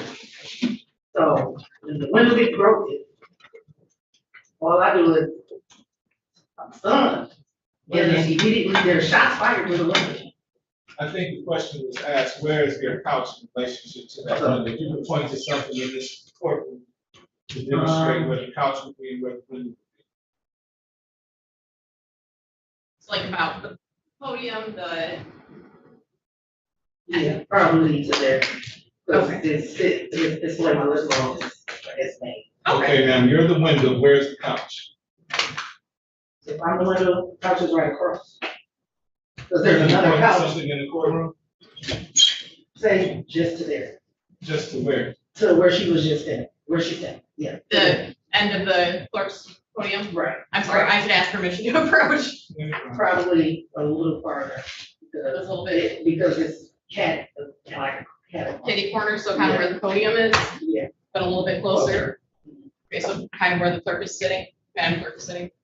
About 8 or 9 feet, Okay. Sorry, what was it? 8 or 9 feet.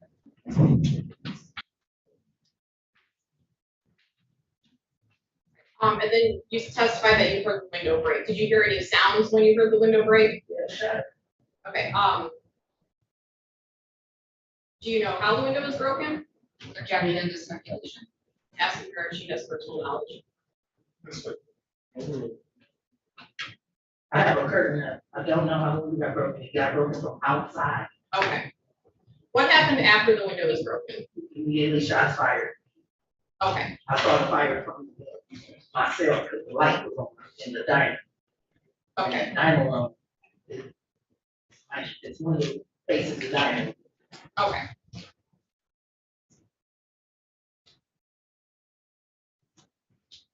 And you said that you saw the shots fired. Can you explain what you mean by that? From the outside the window. Yes. So when the window got broken, immediately shots were fired. I'm on the floor now, Okay, looking and screaming. okay. Do you remember how many shots? I you don't. heard? Okay. What happened after those shots were fired and the window broke? Derek came in, asked me was the cameras on. He left out, because I told him they weren't, because they are not on. Okay, did you see, oh, go ahead. Go ahead. Did you see any guns at any time? Yeah, put up to my head, but I was, again, traumatized anyway. Okay.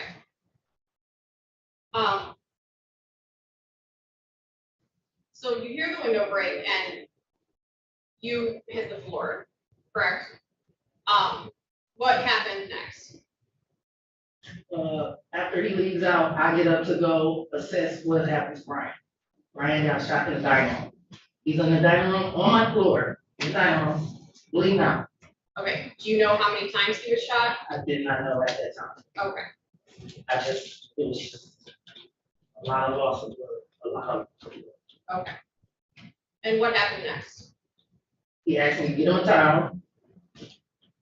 So as I'm getting on the towel, I take it back in the bathroom, rinse it out. There it comes back in to the bathroom door, tell me to the police be called to say that 3 people came in here looking for him, Okay, and he left after that.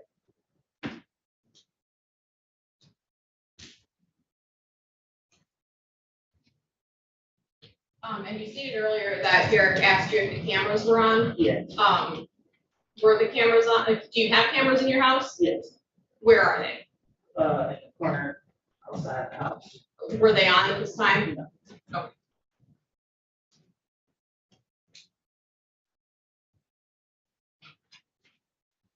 Do you know what type of gun, Mr. Murray had?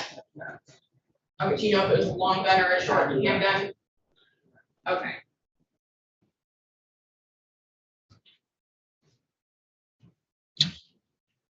Did Mr. Murray have your permission to enter your house that night? No.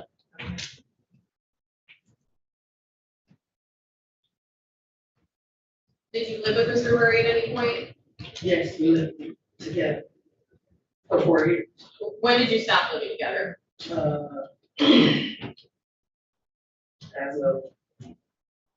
I had a personal protection order since May 16th. Of this year? Yes. Okay.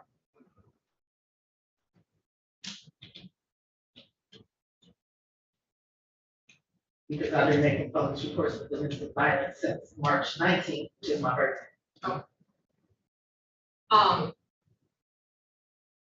And when Mr. Murray asked you if the cameras were off, did you do anything with his body? I'm sorry? Did Mr. Murray, when he asked you if the cameras were off, did he do anything with the gun? No. Objection deleted. Sustained.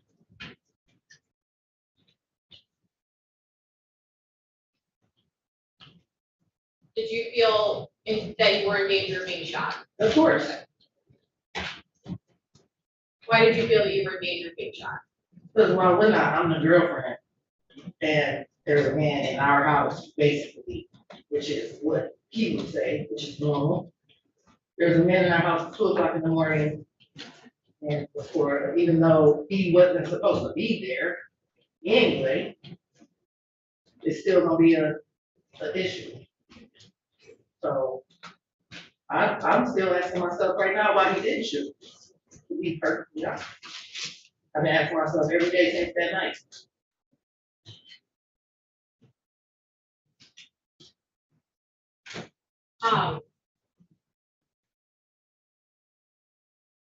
When he came into the house, so just to back up, when Mr. Murray first came into the house, you testified that you saw him shoot, right? No. Objection misstates the testimony. Sounds like she's about to correct. I'm sorry, counsel, Sorry, I said objection misstates the testimony. You leave it. I can rephrase, Your Honor. Rephrase.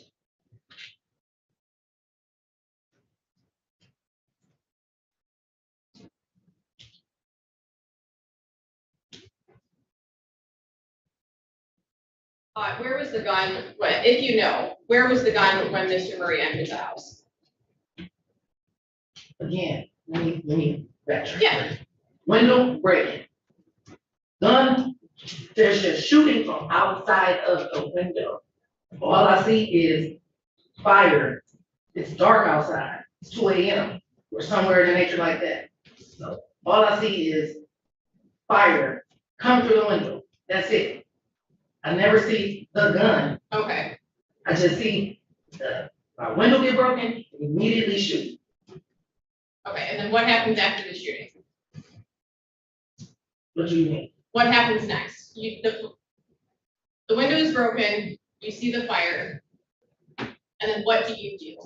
I hit the floor screaming, Okay, holding my head, because I don't know where the shooting is happening, or if it's gonna come towards me, or anything like that. okay. What If I happened? don't move, I hit the floor Okay, and cover my head.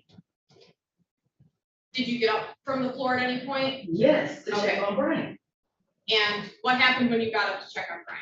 He was bleeding out in the middle of the dining room. Okay.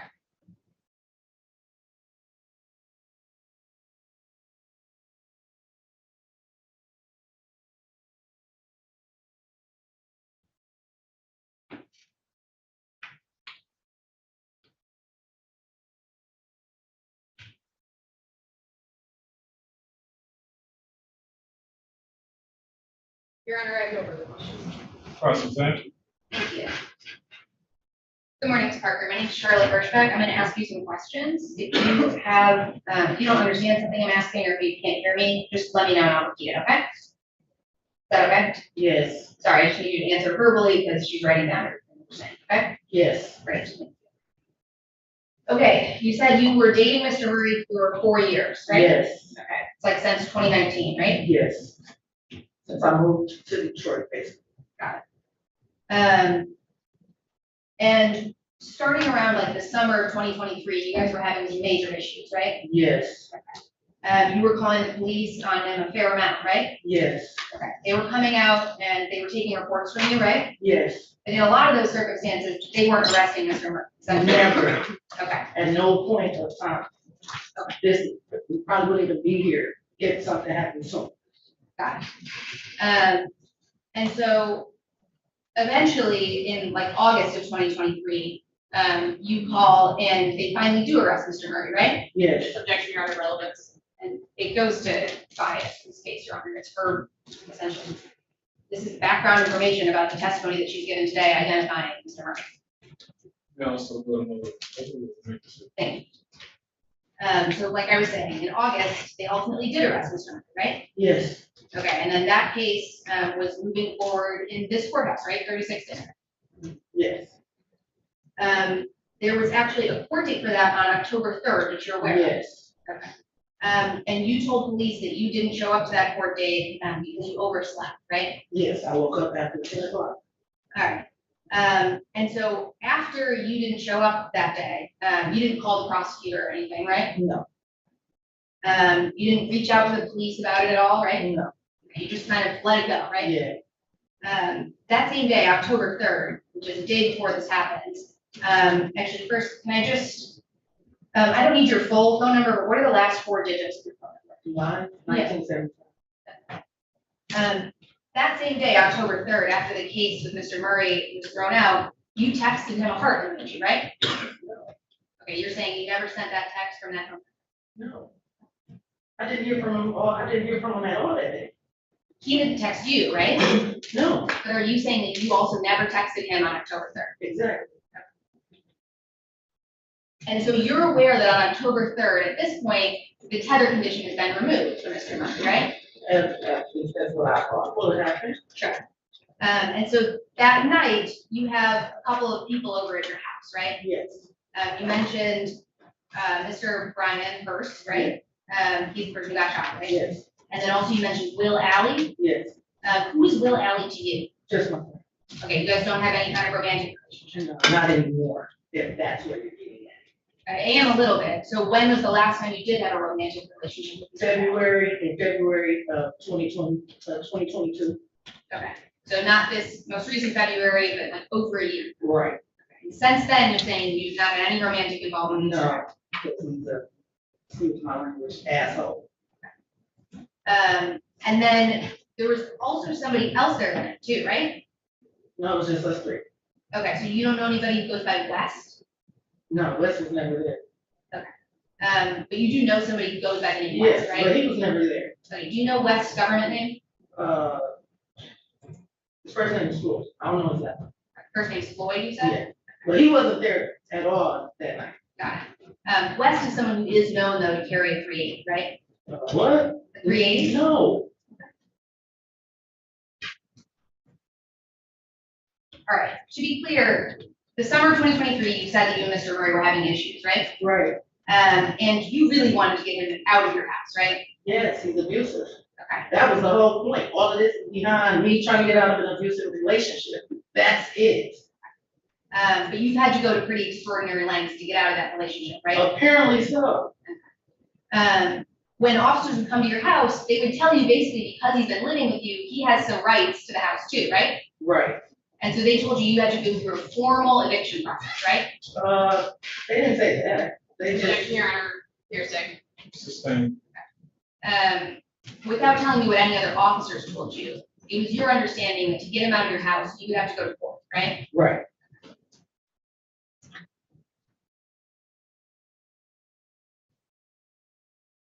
Derek hadn't been staying with you since August of that year, right? Right. So once the case started, he wasn't staying with you. Exactly. But he would be in the area a fair amount, you knew that, right? Yeah, because we were still communicating. I knew that he needed things from the house, like some personal stuff, like some shoes and his book bag, things like that. So you would go like meet up with him to give him some of his stuff? Yes. Okay, so speaking of his stuff, at different points when he's been out of your house, have you been selling his stuff to people? No. No, you Not never yet. sold? Not yet. Objection, Your Honor, relevance. It's the same way across your. That's her bias. When he's out of the house, she gets to sell his items. It's motive law.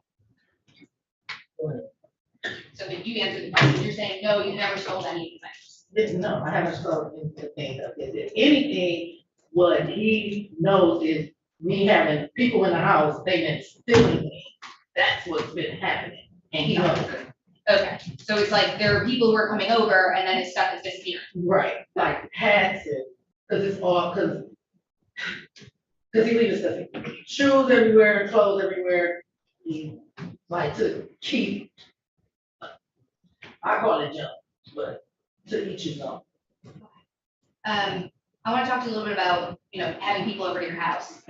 There's a park near your house that you hang out Right at. across the street. Okay, does that park have any kind of like nickname? Objection, Your Honor, relevance.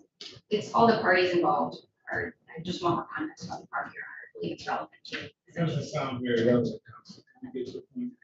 Is the person in this case, Mr. Hurst, is he someone that you hang out with at that park? Yeah, they, give his little, they crew will always be aware, they throw little events for the community. Where they'll just be out there hanging out, barbecuing, and like sharing with everyone at the park. During the summer. And there's a lot of like drinking that goes on at that park? Of course. Okay. And would you say, Objection, Your Honor, relevance again. it's gonna go to the identification, Your Honor, how intoxicated the witnesses were. Should I do You this? should ask that question. I'm sorry. Please give your police on. Sorry. Yes, I said it's going to go to identification, how intoxicated the witnesses were.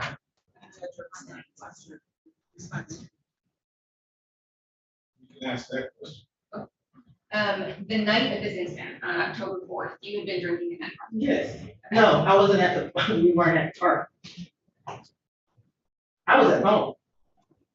Okay, you were at home. I was at home drinking. In the early evening, like from 5 to I was at 9? home drinking. Okay, what time did you start drinking that day? Probably. I'm not sure. Okay, Probably went a little early. like just a little early, okay, 4 or 5 o'clock, not like 10 a.m.? No, Okay. So around 4 or 5 o'clock, you started. because at 10 a.m. when I woke up, again, that's all. Oh, you're right, okay, that was the third, okay. Right, So, but you're saying around 4 or 5, that's when you started drinking? right. And Mr. Hurst comes over and he's also drinking there? Yeah, he had stopped by at first to check on me. And he left. But he had someone else's car. He ended up coming back, did drop off. And Will was there drinking, right? We were all at my house drinking. walked to the store and came back to my porch. What store was it that you guys walked to? Laverne's. And that's like where you go by like more alcohol. Yeah, it's like practically down on the road. And what kinds of drinks were you drinking? Single vodka. Okay, so, I mean, how much of vodka do you think you drank between 5 and around 2 a.m.? How much vodka do you typically drink in an evening? Probably go to the Okay, the 3 of you? Fair to say that by the time this happened, you were kind of drunk? Yeah, I was a big buzz. Would you say you were buzzed or would you say you were drunk? I was a big buzz. I wasn't drunk. Okay. And what about Mr. Hurst? Was he drunk? Yes, because he had probably been drinking before he got. Okay, so he was kind of, it seemed like he was drinking earlier in the day and then you just kept it on all night. Yes? Yes. Also drinking vodka with you? Yes. Would you say he had more than like a shot or two of vodka? Yes. Would you say he had more than 10 shots of vodka? No.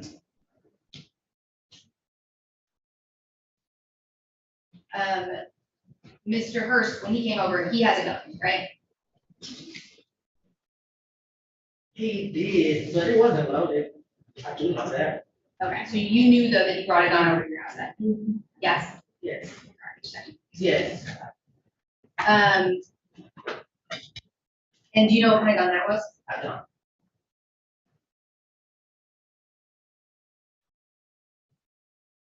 I want to talk to you about something that happened a couple of days before this, on September 24th. There was also a shooting in your house, right? Of course. Okay.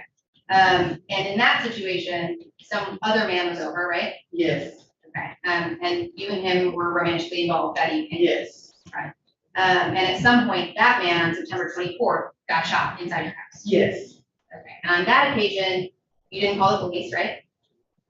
I don't know what really happened because I apparently got hit in my sleep upside of my head because I still have the keloid here on my forehead. So that night, September 24th, all you remember is getting hit? I don't even remember getting hit because I was asleep. Okay, and you were asleep because you'd been drinking for a while, right? No. Okay, you weren't like passed out drunk, you were just asleep? Yes. Okay. But that evening you had also been drinking, right? Yes, it was just a little bit. Because I was kind of sick, basically. So for that incident, Theo and his brother had stopped by. I had just woke up, though, and it was probably about 8 or 9 o'clock. They stopped by, came in, left. I still sat in my house, laid on my couch. My cat that here gave me, and Theo ended up coming back and getting dropped off. So we kicked it because Theo is telling me, him and his girl is separated or whatever the nature is. He does bring over a bottle of tea, so we were drinking that. Okay. But I wasn't in a drunken stupor because I didn't have very much of it. Okay.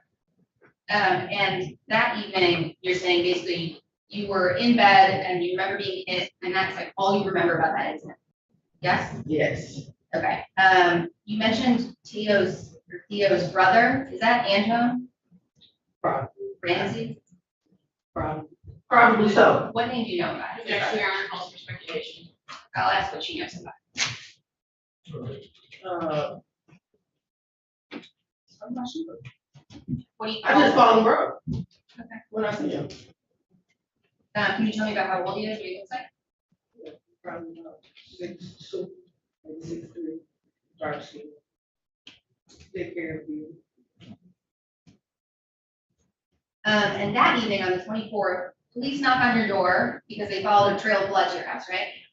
Yeah, because when I woke up in the pool of blood all over my bed. And so when you woke up in that pool of blood, you didn't call police?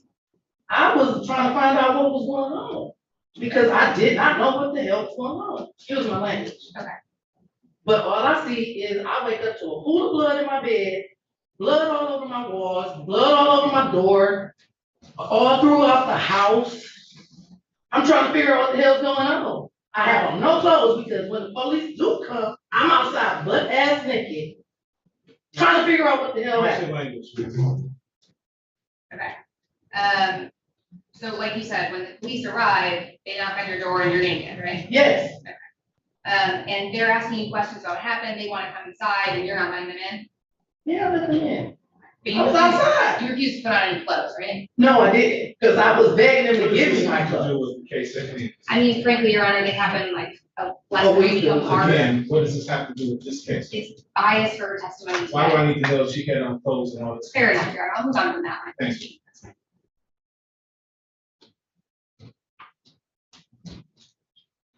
On that day, on the 24th, you actually do get handcuffed and put in the back of a police car, right? Yes. Objection, Your Honor, relatives. Again, it's motive to testify for the prosecution. She's potentially being charged with something that happened less than. As I a week prior. indicated to you before we even began, you did that line of question, but this, as you're pursuing, is a relevant system. All right, let's move to the October 4th, the early morning of October 4th, when you're saying this happened, Mr. Okay? On that day, you're saying the first thing you saw from your couch is, well, you hear the window break, right? Yes. And then you see what appear to be gunshots. Yes. Okay, and that's like, a small circle of light that's kind of exploded. Exactly. Okay. and But you- again, my dining room faces these windows, it's the middle window. So the light is on in the dining. Okay, and you hit the floor at that point. Yes.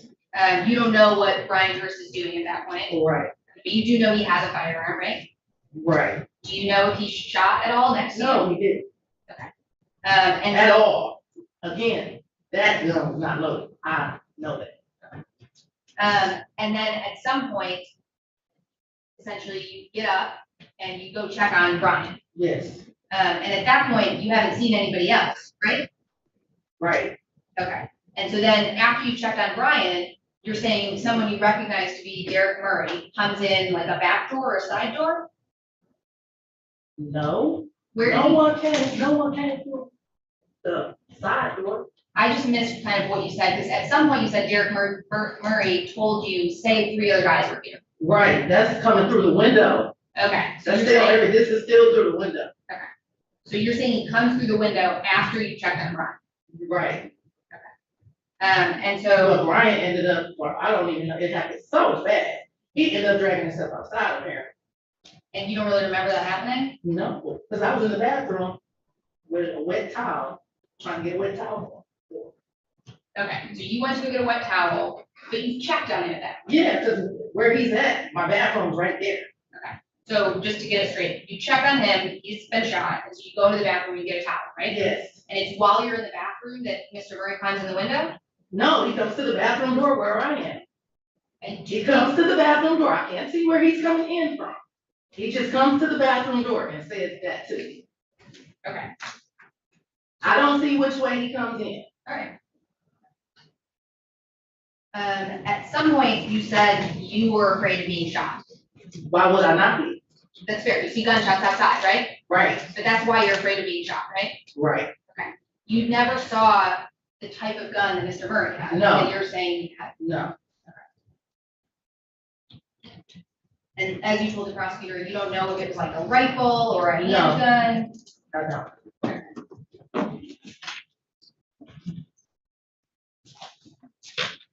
At no point did the person who did this shooting like physically assault you, like you weren't hit or anything, right? No.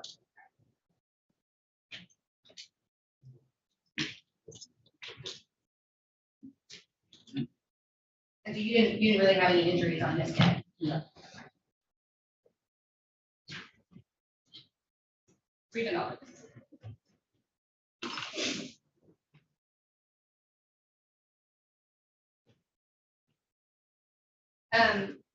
How do you know that the gun Brian brought over was unloaded? Because you know it was unloaded? Yes. So are you saying you handled the firearm? No. I don't know how to handle a gun at all. Okay. So I've never used one. I don't own one The question is, how do you know it was unloaded? because when we were in the house, he just sat down. but he told me. I don't know where he said it, but I just know he said it down again. A little intoxicated and I wasn't really paying that much attention. Anyway, like I wasn't focused on his piece. I wasn't focused on the gun. That's what I'm saying. Do you remember him specifically telling you it wasn't? Yes. Okay. And did Mr. First know that evening that your ex-boyfriend, Derek Murray, had just gotten off tether? Your Honor calls for speculation. Can't testify to this. Did she tell him? Did you tell him that Mr. Forgate this morning, Mr. Murray was off tether? No. Okay, so he wouldn't have had any way to know that? No, I don't. Your Honor also objecting case of relevance. Your Honor, this man brought a gun over to her house the evening that her ex-boyfriend, who she missed work with that morning, is potentially now walking around off tether. I think it goes to that man's actions and her understanding of what he's doing. He's in a house with her, he's not looking for a person who's just released from tether. The situation wasn't brought to them, right? Well, that's what I'm asking, Your Honor. I don't know. I'm asking whether or not he was aware of that. If he's over there that evening, like, does he go over there with that knowledge, or is he fully unaware of it? I think that matters. What if he did with that knowledge? Then I think it makes it less likely that the gun was unloaded. Okay, let's say the gun wasn't. Gun was loaded. Okay. That was bias and credibility. I think just. I just want to reiterate, you mentioned Mr. West, you're saying he was not there at all. West was not there at all. None that day. Okay, and so if Mr. Hurst said he was there, that would be surprising to you. Yeah, it would be surprising because no one could be him. I do know that. And Will was there when the police showed up. Yeah. Yeah. Because again, when Will walked off and we went in the house, again, Will wasn't even gone. We wasn't in the house 5 to 10 minutes. Will had just walked off 5 to 10 minutes. So when I'm outside trying to make sure that Brian is still cognitive, because he lost a lot of blood, not only in my house, but also outside on the side. So I was trying to make sure he was still conscious. And that's when you're saying Will shows back. Will's coming across the street, like, what happened? I just left, not even 5 minutes ago. Do you know why Will left? Did he tell you? No, because I told him to get out. That's why. You told Will, get out of here. Yes, yeah. Nervous. So was Will arguing with Mr. Hurst? Was Will arguing with you? Objection, Your Honor, relevance. No, he wasn't arguing with me.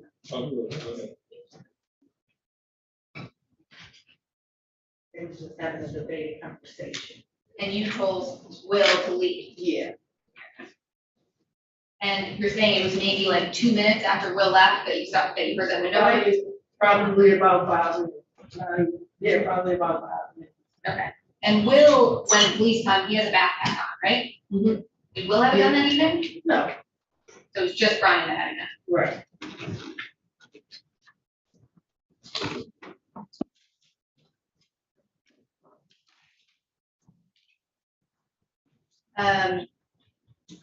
With all that's been going on with your court case with Mr. Murray, you knew that he had been asking for a police escort to your house to get his items, right? Yeah, no one's talking. Objection, Your Honor, relevance. I think it matters when she thinks she's going to be coming over, when she's expecting them. Then I have to rephrase your question. She can't testify to this. I was asking her if she knew that he had been asking for a police escort, so it's her state of mind about when he might come over. With better foundation, it's the house you can know who asked for police escort. How did you know that? Because the police called me a couple of times to say, can we trying to bring him over with police escort to get some of this thing. They called. Because they were trying to set up a time frame. All right. Okay, you were telling them that you didn't need a police escort. Afterwards, of course, because I was just, because they never came, and I was getting tired of all of these phone calls, like, and I'm like, just come get your stuff, just come get your things and leave. When you said afterwards, do you mean after the? Like, they called me like probably 2 or 3 times, but they already knew that it was available at any time of the day for them to bring them over there. Your Honor, we're getting into hearsay and speculation.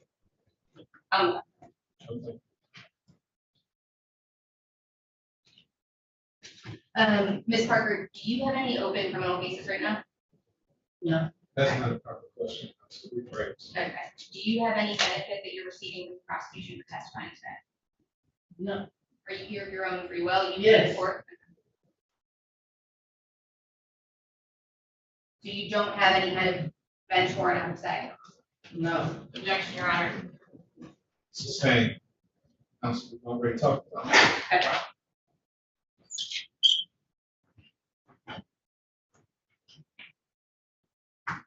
You mentioned the cameras in your house. Yes. Those are all outside your house? Yes. And like what kind of system are we on? Is it a Ring? No, Xfinity. And you said they were off that day, right? Yeah, they have been off for, again, over probably a month. Anyway, because that day, I was calling Xfinity to get it cut. Okay.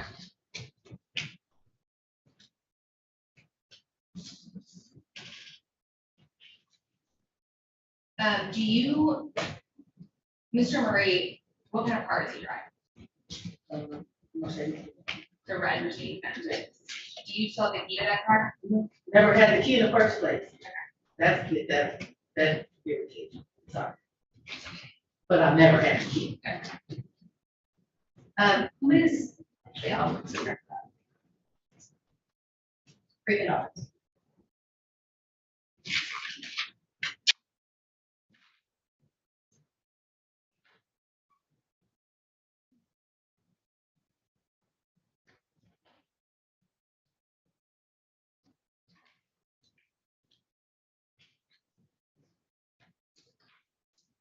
Can I ask you, the argument you were having with Will that led you to kick him out of the house, what was that about? Objection, Your Honor, relevance. Why is that relevant? Your Honor, with this backstory, I think it's clear that the dispute that's happening in the house is relevant. When this person leaves the house and then shots are fired immediately afterwards, and no one. I'm trying to say it maybe good. I mean, I don't know, but I do think it's relevant to know what they were arguing about immediately before shots are fired. They were having a debating conversation about God. That's it. And then that got heated enough that you needed Will to leave. Yeah, no, because Will he can just get a little too rowdy and he's a disrespectful mom. So, And I may have already asked you this, have you ever been romantically involved with Brian Ferguson when he got shot? no.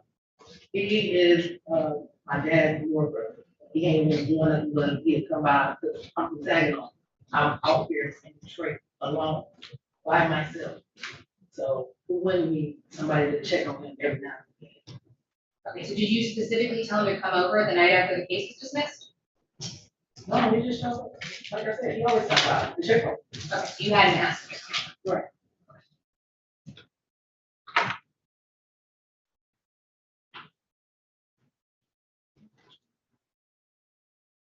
I don't think that's a question. Can you read the rest? Briefly, Your Honor.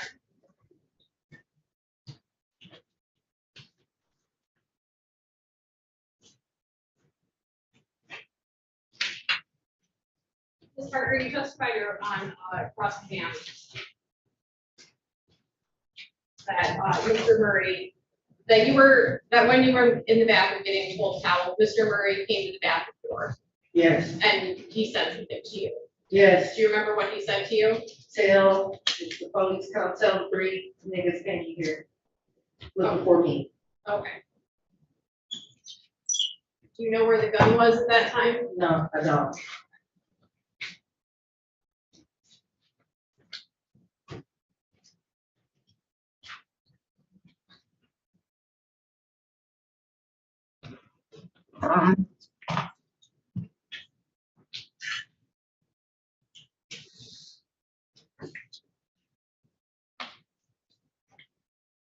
Your Honor,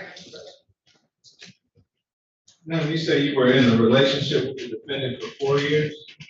Yes. Who broke off the relationship? Me? After you broke off the relationship, the defendant didn't live at your place anymore? Yeah, after the very last time I had to call the police. So was there a period of time when you broke off the relationship that he still lived there? Yes, For how long after you broke off the relationship? this has been between the last 3 months, which is like, I got the PTO in May 16th, because that's what his date is. Okay, so after the relationship is broke off, he stays there for a period of time, then he leaves. Where does he live then? He was on Tether right there. His what house? At his dad's house. His dad's house. So he was living at his dad's house so far as you knew? Yes. Okay. On this day of October 4th, who were you, if anyone, in a romantic relationship with? No one. No one. Okay, so these guys that were at your house, I thought you said you were in a relationship with one of them. Again, when you asked that question, like I said, the last time I was with him was in February of 2022. So And that was with him. well over a year, almost 2 years, you were in a relationship with Will. You had been in a prior relationship. Wasn't a relationship, we were just sleeping together. All right. So you're home, you guys are drinking, having a good time, and then your window breaks, is that right? Yes, And following the window break, you hear gunshots. yes, And you see even flash from the window, is that right? yes. And who was it that was shot? Brian, Brian. And where was Brian at when he was shot? in the dining room. The dining room. So you go to see about Brian, Yes, and in going to see about Brian, you go to the bathroom to get some towels. right. Well, yes, because Okay. he was bleeding out badly on my floor. All right. She said at some point in time, Brian crawls out of the house. Yes. But this is after, That's- this is all the way after the shoot. And that's at the time that you're trying to get some towels for Brian. Right, And then that's when you see the defendant. right. You didn't get permission for the defendant to come in. No, He comes in and he says, police come, tell him 3 guys were in the house looking for him. yeah. What, if anything, do you do? What's that? I just say, okay, because I'm already afraid. All right. And what happens after that? I come out the bathroom, see Brian gone off the floor. Where's the school was, figure out where he went, dragged himself. Where's the defendant go? I don't know. Any questions based on my question? A couple, Your Honor. Your Honor, I'm sorry, may I have a brief moment to consolidate the injury? Go ahead.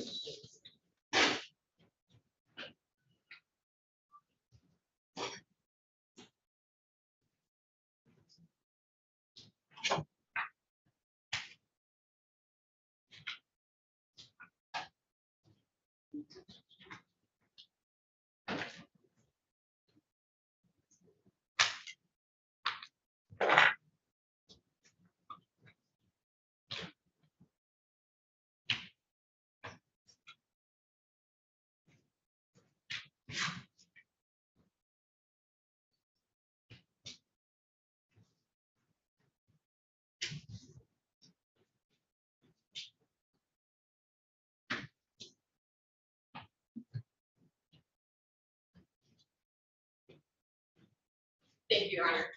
Do you have any other questions? Yes, Your Honor, very briefly. Ms. Parker, you testified that Brian was shot in the dining room. Where is the couch in the house? Is it in the dining room or the living room? Okay. And you testified earlier that there were 3 windows. Defendant came through the middle window, and you testified that the couch was slightly kitty corner in front of those 3 windows. So Is that right?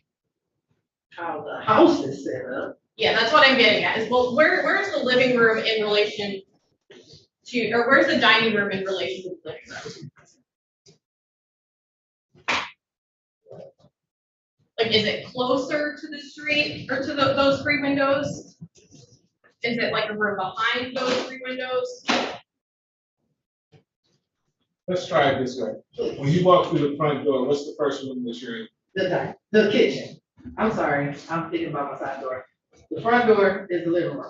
Front Right door is the in living from the room. door, is the couch that I'm sitting on. It's right in front. Okay, The so dining room is right next to the couch that I'm sitting on. So right behind. Okay, is there a wall between the dining room and the living room? What you mean? Is there a wall that divides the living room where you're sitting on the couch and the dining room where Mr. Hurst was shot? I guess you could say that. I mean, is there a wall there or not? Or is it like open concept? it's all Okay.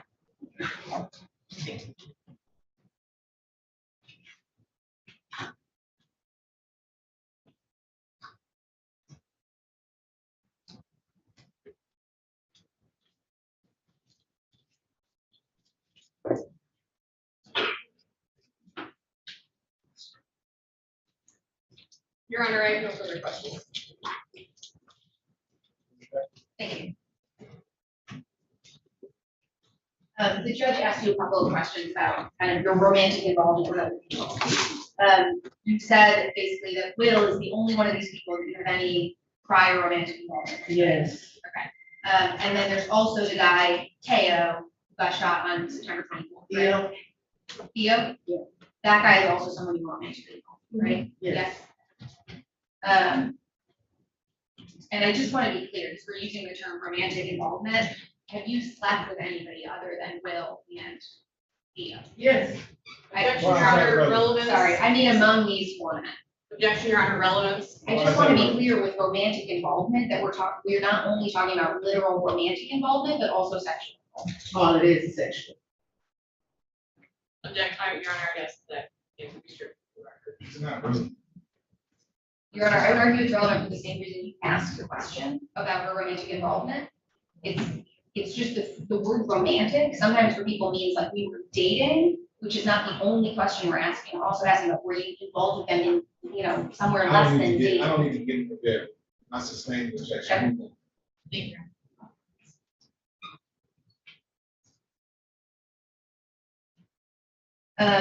To be clear, I don't think I've asked you this. Do you have any prior convictions for crimes of dishonesty? No. Okay. For any crimes of theft? No. Your Honor, I would object, I would ask that we add the last name. One of the questions is incorrect. That's within the last 10 Okay. years. The answer is no. I mean, I can ask it again. Would you like me to ask it again? No.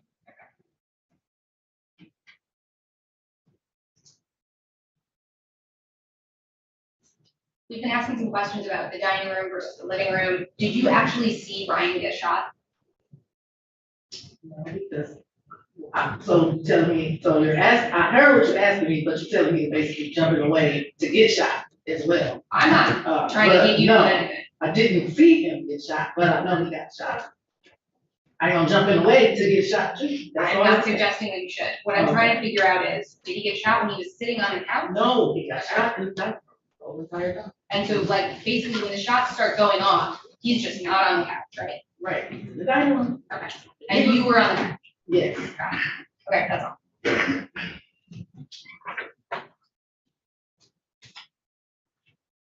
Did any of these shots come near you? No.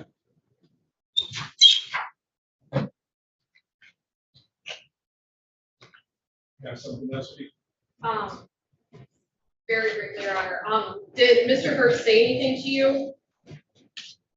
After you was before? Yeah. Thank you, ma'am. You may step down.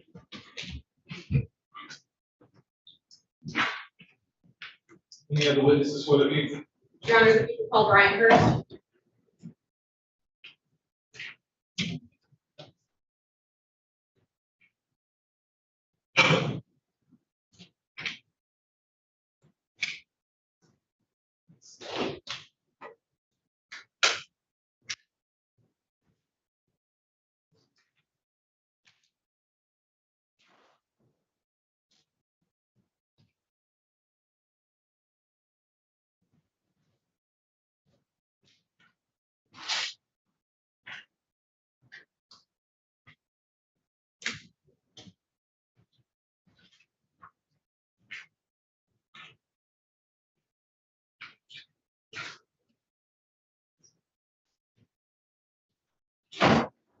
Sir, please step forward, give your name and spelling to the young lady seated over here that's waving at you.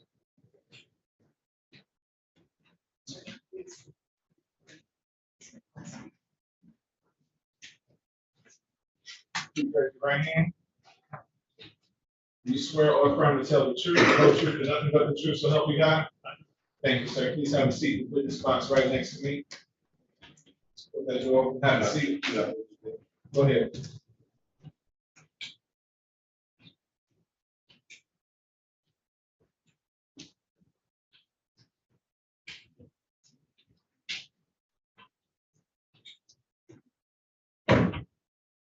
Speaking to that microphone that'll be to your left. You may begin when you're ready. Thank you, Your Honor. Sir, could you please state your name for the record? Brian Hurst. Brian Hurst. And, Mr. Hurst, I'm gonna take you back to October 4th of 2023 at about 2 a.m. Where were you that day? Spoke one courtroom. Okay. What's at that location? Home. A home. Okay, was anyone there with you? Yeah. Who was there with you? You know by the name of Keiko. There was somebody else there that they left, from what I understand, named West or something. Do you know April's last name? No, I don't.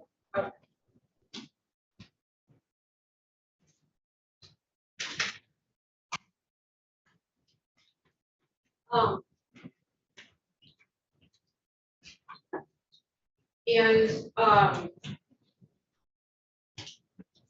Did something happen on that day that brings us to court? Yeah, I was shot Okay. Where were you sitting when you were shot? on the couch. And is the couch in the, if you know, is the couch in the living room of the home or the dining room? It's in the living. Okay.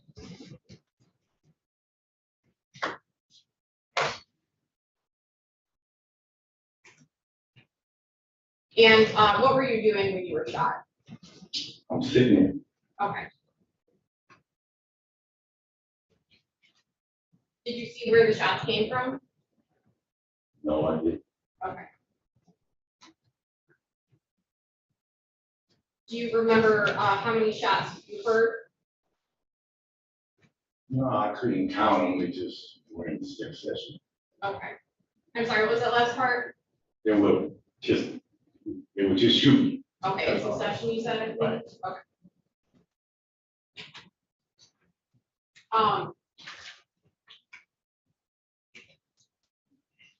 Was any property in the house destroyed during the shooting? Right. Okay.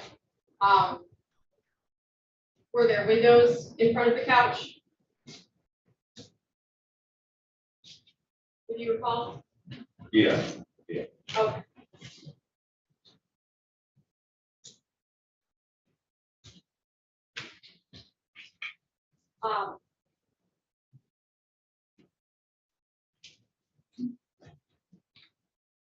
Were you shot? Well, how many times were you shot? They told me 5. Objection, you're second. Sorry? You're on right information. Go ahead. Sir, did you receive medical treatment for your injuries? Yes, I did. Okay, in the course of receiving that medical treatment, do you know how many gunshot wounds you were treated for? They said 5. Objection, I still think this is hearsay. I understand prosecutors trying to get it in under something. Your Honor, it's objection. Okay. I believe he could testify to the shot. Says he was shot 5 times, that's one thing, but right now he's testifying to hearsay. Your Honor, I can rephrase. Go ahead. Sir, how many did you have any gunshot wounds in your body? Yes. How many gunshot wounds did you have? I have 11 holes. Okay, you have 11 holes.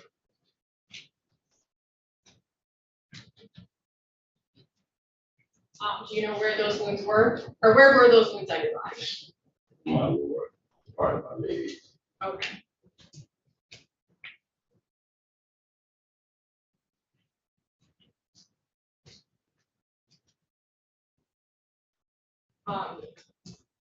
Do you remember if the shooter said anything to you? No. Okay. No, you don't remember, or no, they didn't say. I don't.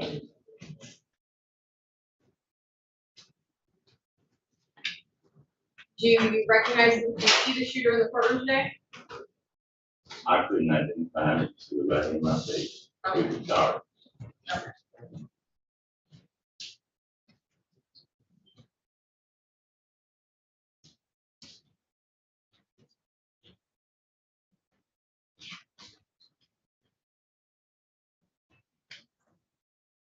Did you have a gun at any point? No.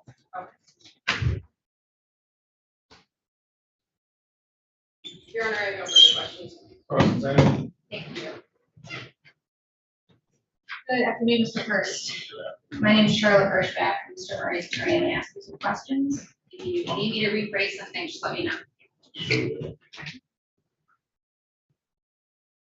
Okay, you said you were there that evening with a woman named April, right? Yes. Okay. And you went over to her house because she asked you to come over? No, she didn't ask me to come over. I checked on it from time to time. Her father asked me to check on it. She was in an abusive relationship. Okay. And you knew that someone had been shot at her house on September 24th? But date, I don't know. I heard someone was shot at her house. Within the last couple of weeks, right? Yeah. And you're saying today that you did not have a gun when you went over there? You mentioned someone named West. West. Do you know who that person is? I just know it's a friend of hers. Okay. And he was there like when you got there, but he didn't stay? That's what I was told. I'm not sure. So the reason you're answering like that, is it because you were drunk? Objection, Your Honor, witness just testified innocent. Does not.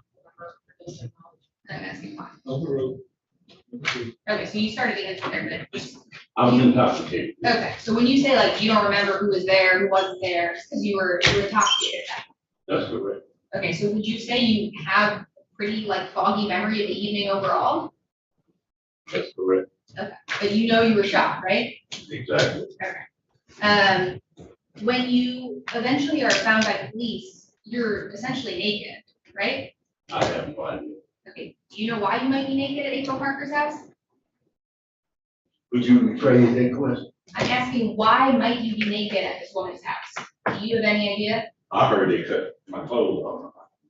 Okay, so you don't remember taking your clothes off? No. When you spoke to police, you specifically told them that you were there with April and this person West. Do you remember doing that? Yes, I was told that. Okay, and you're saying that because you were told he was there? No, he was there initially, but I don't know if he, yeah, I didn't see him. What I'm asking is, did you see this person at some point that evening? Do you remember seeing someone named West there that evening? Okay, somebody was like, that's West, is that fair to say? But they didn't say it. I heard his name before and I did. Objection, Your Honor, you're saying. Well, he's. All right, so you saw someone there who you knew to be named or go by the name West, right? That's correct. Okay. And there was also someone else around that evening, right? I know. Do you know Will Alley? I know someone referred to by Will. Okay, and so you don't remember Will being there that evening? No. You don't remember getting into an argument with Will? Argument? Okay, No. that would be surprising to you, okay.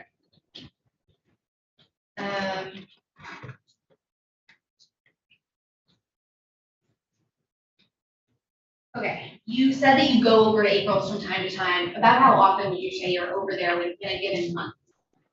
Yeah. I've only known her about a month. Objection, Your Honor, relevance. I don't know. You said you've only known her for about a month. Right. Okay, are you friends with her father originally? We're in the same relationship. And so did he introduce you to his daughter? No. How did you meet April? Every year around August, we give a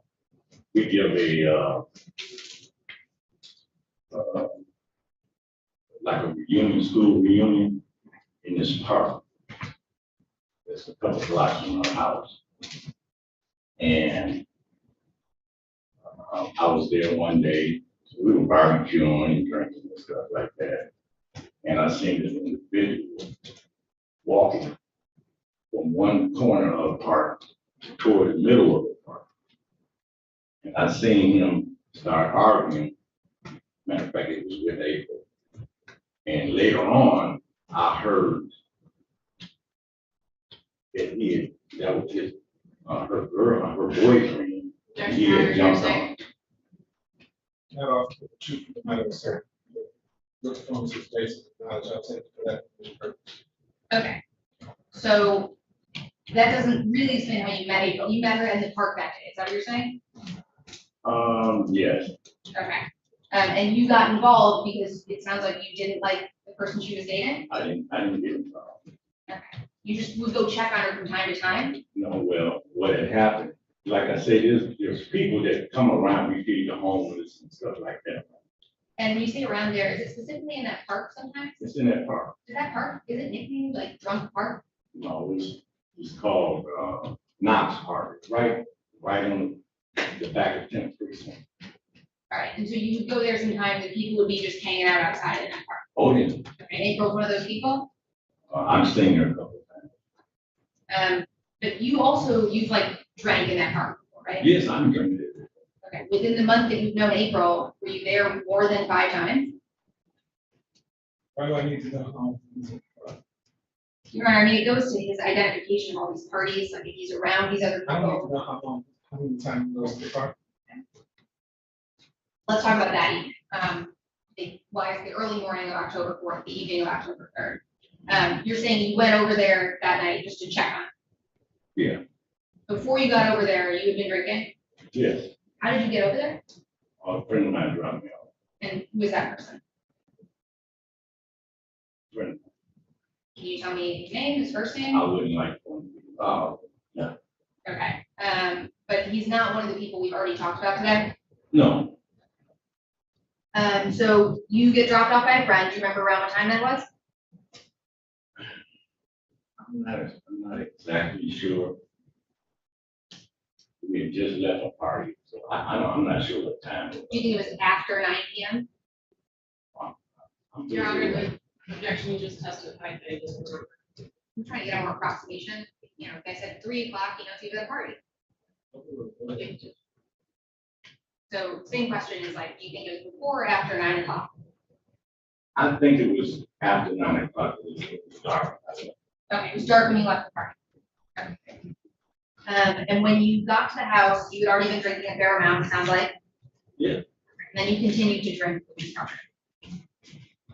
And I don't know. This person, Will Alley, you said you have some awareness of, the guy named Will. You're saying you don't remember interacting with him at all that evening? Do you know him to be someone who is now dating April?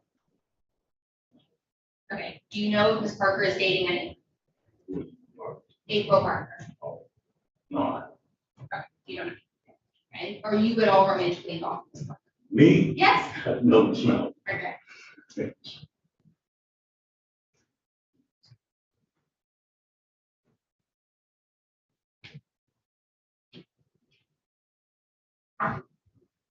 And would it surprise you to know in your police statement, you said you actually went over there specifically to see West? I may have. I'm not sure. Okay, but how do you know West? Because he's over there a lot. Okay, he's over there a lot. Did you also meet him the same month you met April Parker?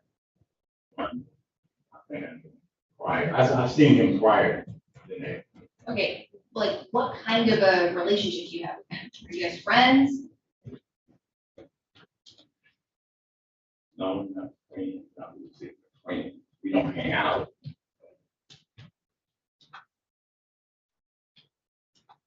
Associate, I guess. I mean, periodically I see him. Okay, I'm just trying to make sense of in your police statement, you said you went over there to see him. And do you have any, you know, now that you're sober, do you have any reason to know whether or not? He may have called me. I'm not sure. Okay, and so you would have a record of that in your phone? I don't know. You didn't have a phone that night? Yeah, I have. Where is it now? It's at home. Okay, so you have It a ain't phone. working. That's what I'm, it's not working. It's not wrong. Oh, what were the last 4 digits of the phone you were using that night? Pardon me, The last 4 digits of the phone you were using that night? 2764. All right, and you said, you went there that evening and you're saying you did not have a gun.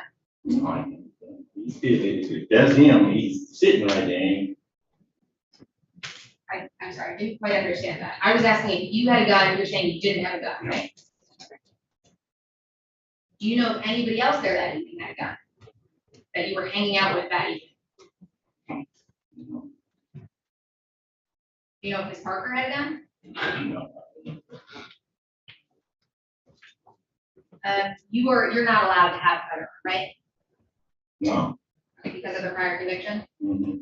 Yes? Yeah. Counsel, How is that not relevant, Judge, about the credibility of whether or not you had a it's gun? not relevant because the court rules tell us it's not. They say convictions for theft or dishonesty within 10 years are relevant. This is separately relevant for the, okay, I mean, can we approach it really want to witness to this point? I made my ruling, move on.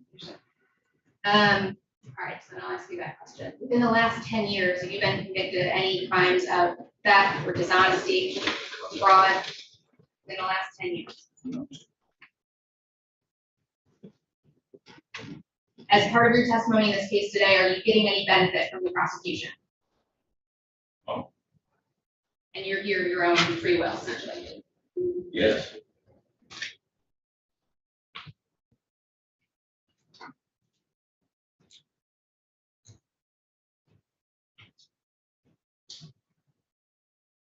Brief indulgence, Judge.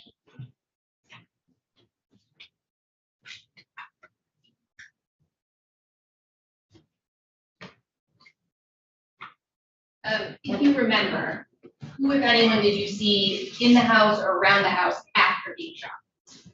Oh. Okay, all right, I don't need Okay. No, Your Honor. So, sir, you were there to check on April Parker, is that right? Right. Okay, and in doing so, you were there and you were drinking. I'm not sure, Your Honor. I had. Is it fair to say that your memory's kind of foggy as to what took place in the evening? Yeah. All right, That's why but you know you were shot. Right. You had 11 bullet holes in your body. Sir, yeah.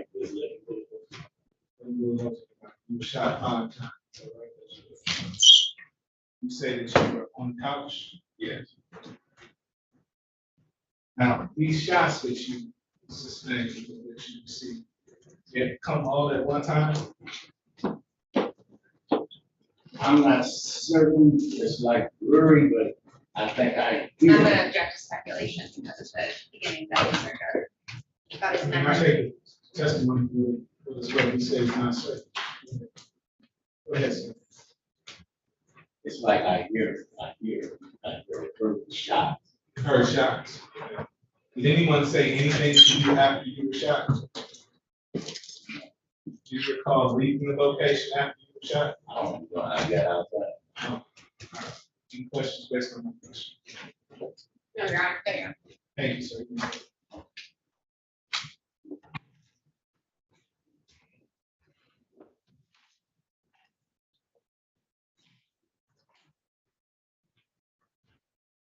Any other witnesses for the people? No, Your Honor. Any witnesses for the defendant? No, Your Honor. People. Your Honor, at this time, I can find over on all counts of the burden. Oh, I meant to ask also, people be moving to bind over on one count of discharge of a weapon in an occupied building. Yes, Your Honor, we would be moving at one count of discharge.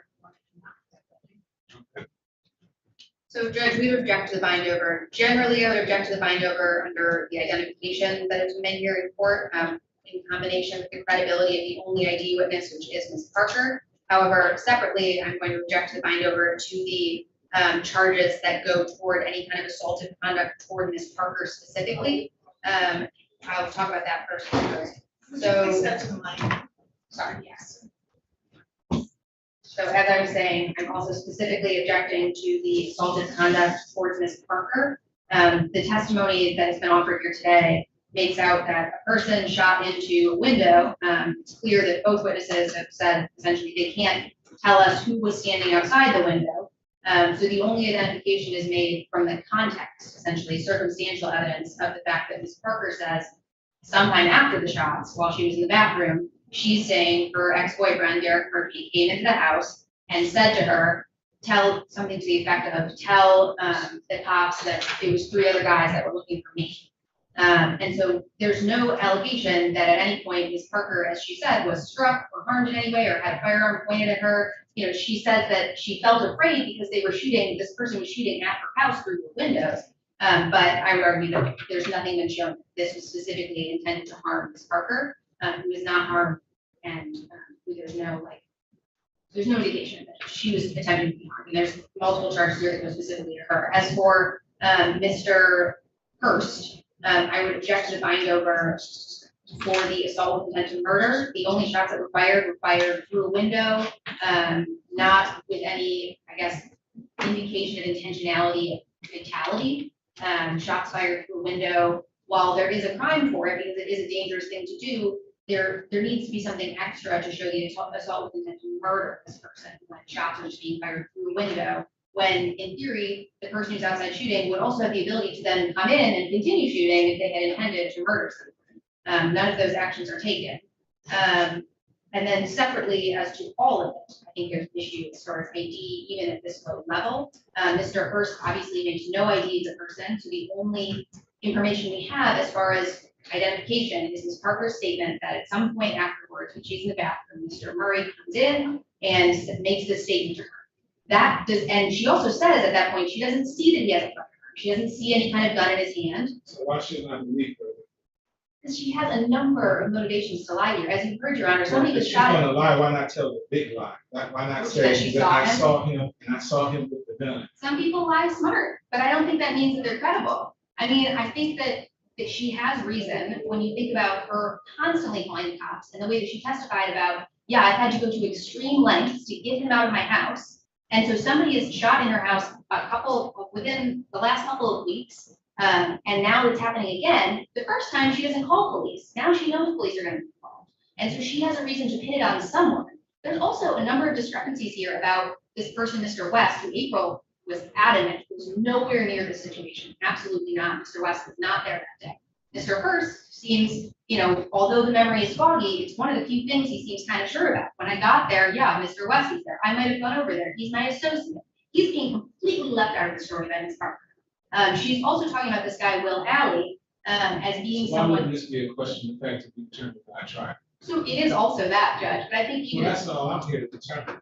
Nothing else. it's my understanding that in this jurisdiction, credibility can be assessed at the preliminary exam, and I do think there's enough questions I about don't think there's credibility. anything in here incredible about the testimony. I would argue that there was, Your Honor, for all those reasons. That's too bad. You don't get to make the call on it. Understood, making the argument.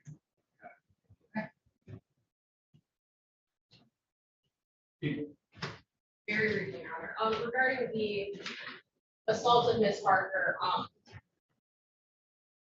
I believe, and I would be happy to possibly have to consult with Madam Court Reporter. I believe that when Ms. Parker was asked whether she felt that she was in danger, she mentioned that the gun was pointed to her head. I asked her specifically if any of these shots come here. Okay. And she said, Okay. Thank you, Your Honor. Additionally, Your Honor, planning witness is on the couch, or Ms. Parker was on the couch right next to Mr. Hurst, where Mr. Hurst was shot. didn't she say Mr. Hurst was in a different room? She said that he was in the living room, which I believe is like an open concept living space. Mr. Hurst testified that he was on the couch when he got shot. I would argue that either if he was on the couch or if he was in the living room, I mean, defendant still fired at least 5 shots into the house. I tend to believe, although his memory is foggy, I tend to believe him because his testimony is more consistent with the facts of where he was shot. He said he was shot in his lower extremities. How does he get shot in his lower extremities if he's sitting down on the couch? Yes, Your Honor. Unless that couch is facing the window, he shot that time. I do just want to clarify, if I may, he's the one who says he was shot on the couch. She says he was standing. Right. Oh, okay. Yeah, then it makes even more sense. Because his memory is so far, he doesn't remember getting shot or leaving the house or how he got undressed. He's only relying on what people told him. But thank you for that description. You're absolutely correct. Yes, Judge. In any event, I believe the people's theory would be that the complainant, this Parker, was in the line of fire. Yes. But there has been insufficient evidence to show that she was in the line of fire when these shots were fired. Furthermore, if I'm to believe her testimony, he comes in a house, he doesn't come in a house with the gun blazing or try to finish the job. You know, traditionally, assault with intent to murder cases are the hardest for the prosecution. Because the theory is always, if I really intended to kill this person, I had every opportunity to finish the job and I didn't. But we look at it in a snapshot in a certain period of time. At the time that these shots were fired in an occupied dwelling through a window, it takes effect on a person 5 times. What was their intent at that particular time? Is it a question of fact that their intent was to kill at that particular time, not at the time that he comes into the house? At that particular time, and I find that people haven't met their burden of probable cause as relates to count 1, assault with intent to murder, count 2, home invasion, first degree, count 3, assault with intent to do great bodily harm, less than murder or by strangulation. I guess that's charged in the alternative to the assault with intent to murder. Count 4, the same, assault with a dangerous weapon, charged in the alternative to the assault with intent to murder as it relates to Brian Hurst. The court is not satisfied that people have met their burden. Probable cause as relates to count 5, assault with a dangerous weapon on April Parker.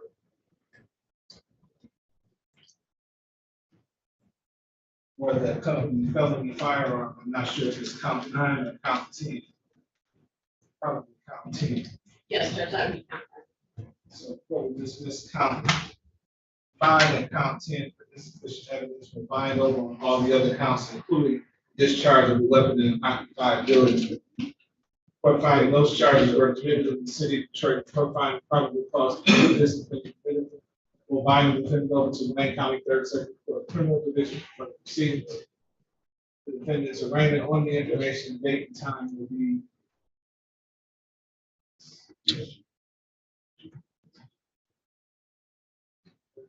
October 30th, 2023 at 9:00 a.m. Bounds.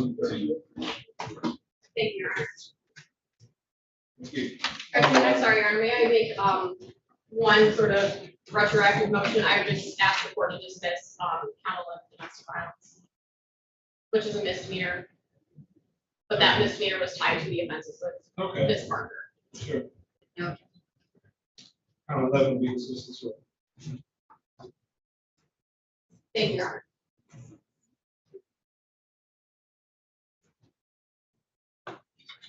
Thank you, Honor. You have a nice day. Thank you, you as well. Are we doing the dismissal? I'll continue next time. The council got dismissed.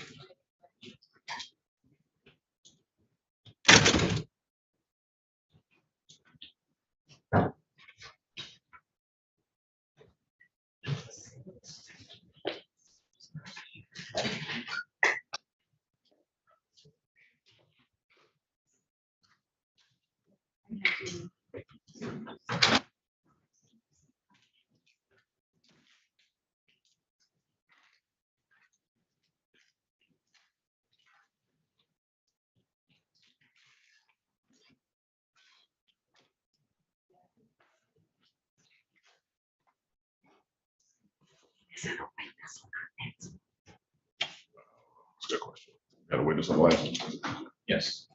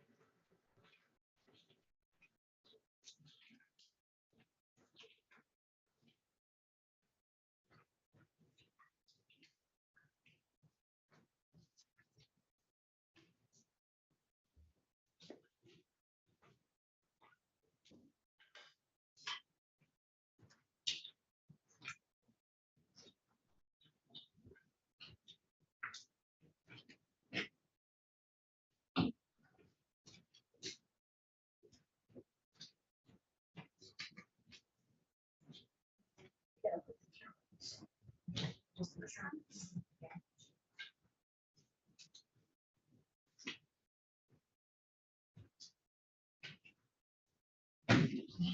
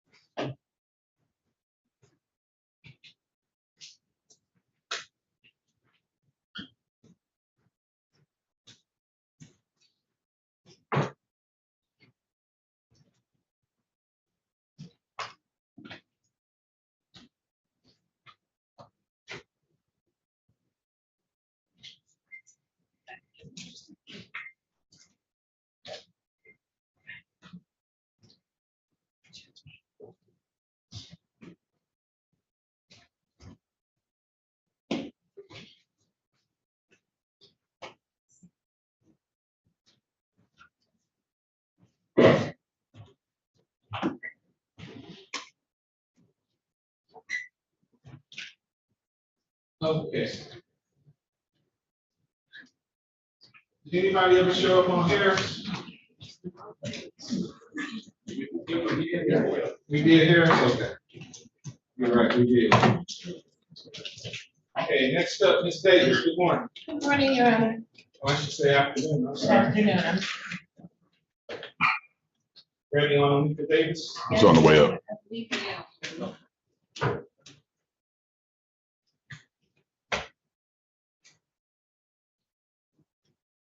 Yeah, witnesses on the Davis.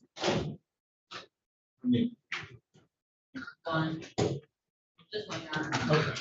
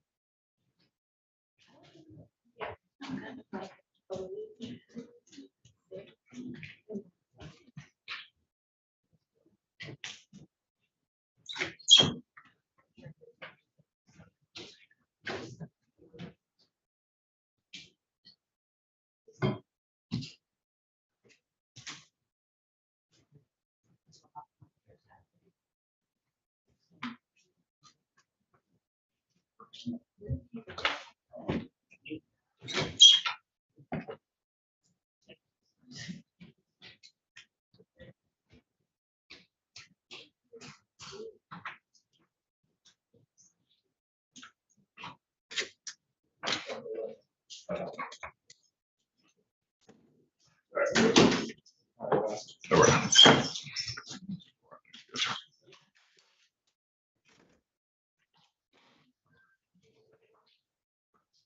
On case 2359314, before the state of Michigan versus Onika Rayvon Davis. Defendant is charged in count 1 assault with intent to do great bodily harm, less murder by strangulation. Count 2 assault with a dangerous weapon. Count 3 assault with a dangerous weapon. Count 4 felony firearm. Count 5 weapons, firearms, possession by a felon. Count 6 domestic violence. Defendant has been issued the second defense notice.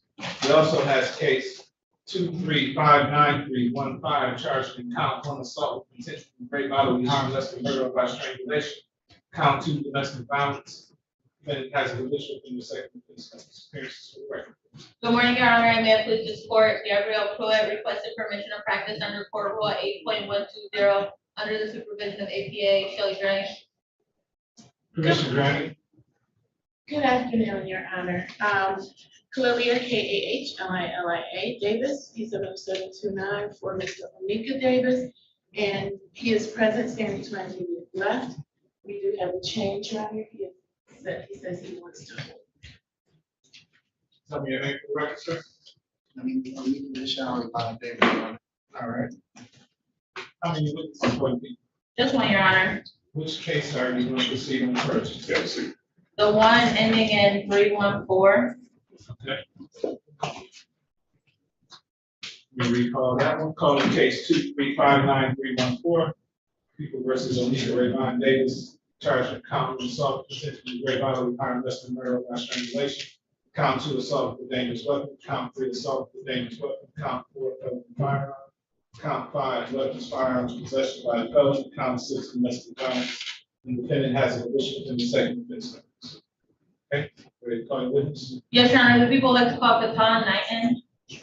I think you spell Katauann, and the last name is Knighte.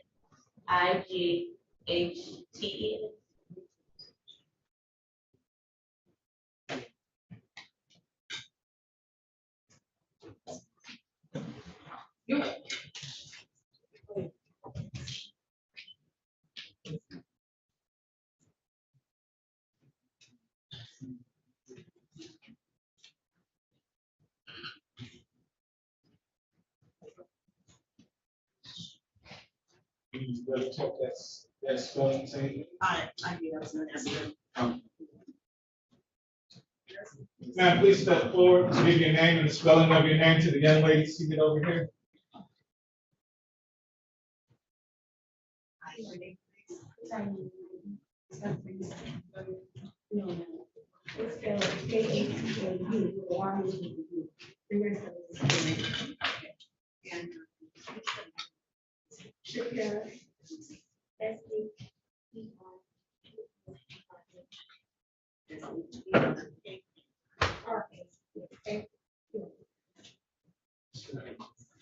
Please raise your right hand.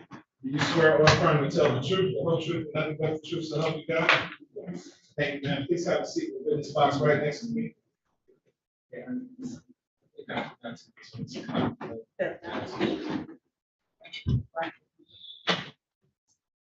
Okay, again, when you're ready. Good morning, please state your first and last name for the record.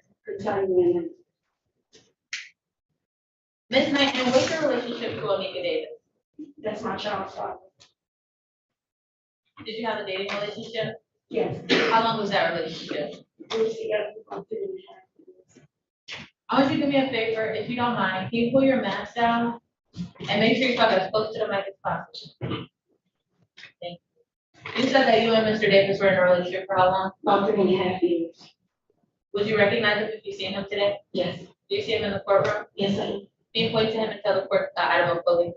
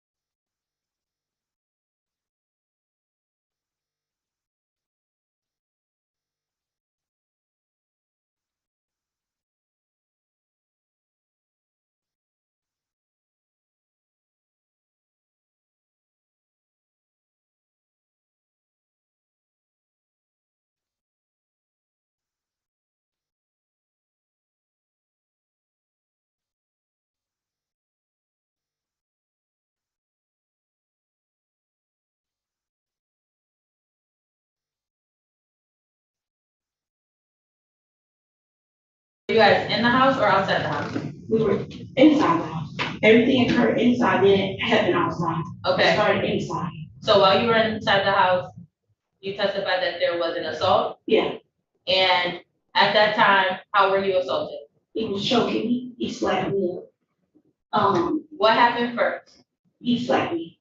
Do you know approximately how many times he slapped you? No, I don't. Then we had words like we were communicating with each other.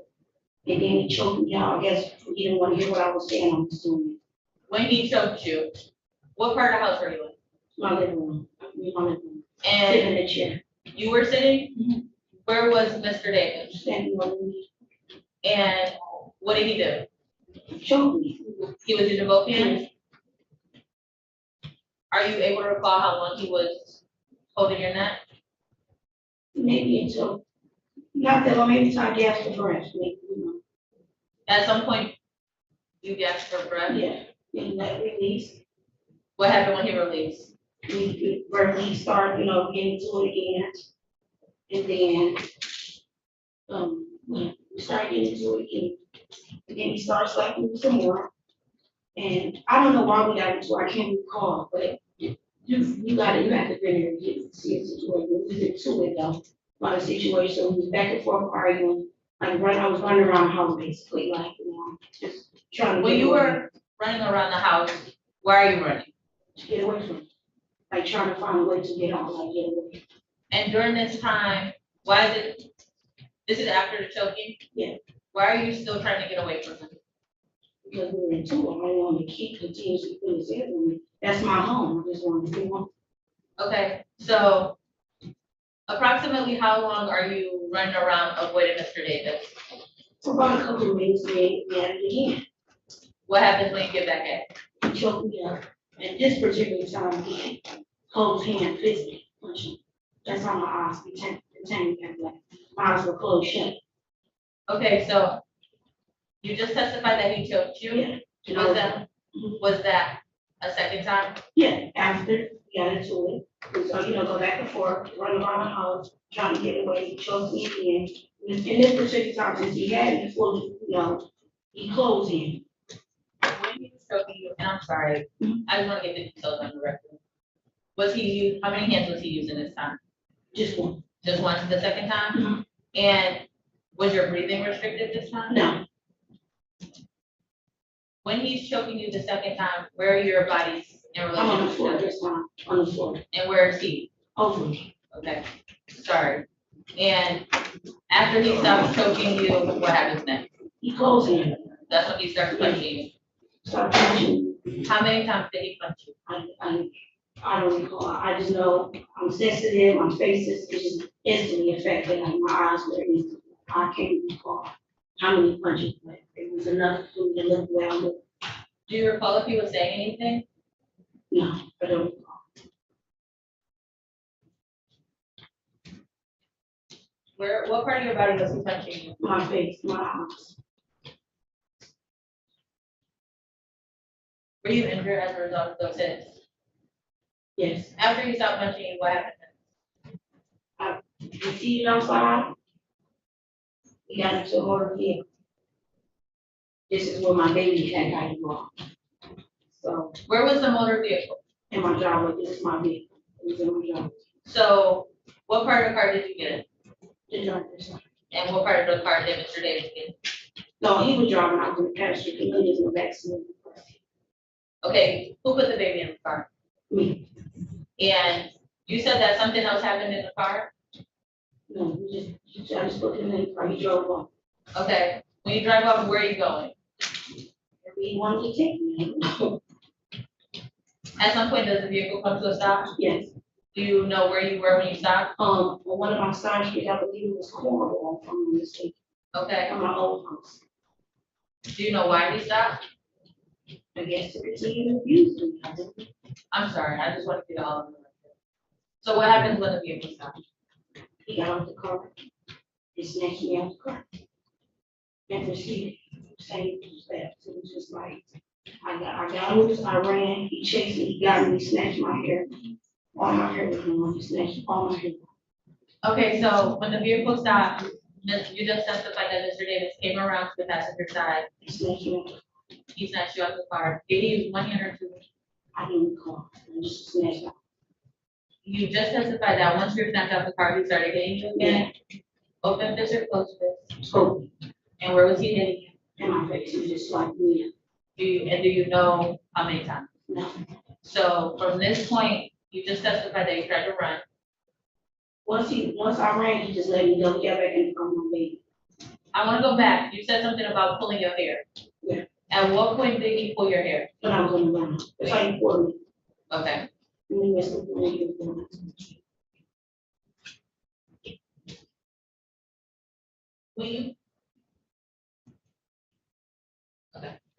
When you get up, I'm sorry, after he stopped punching you and pulling your hair, you testified that you ran? Yes. Where did you run to? Just to the next, like, just to get away, I ran to the next house, once I seen he wasn't following me, I just stopped running. When you got to that house, did you knock on the door? Yeah, but nobody came, nobody came to it. So what happened next? I see him, when I see him leave, I just walked, proceeded to my house. He drove away? Yeah.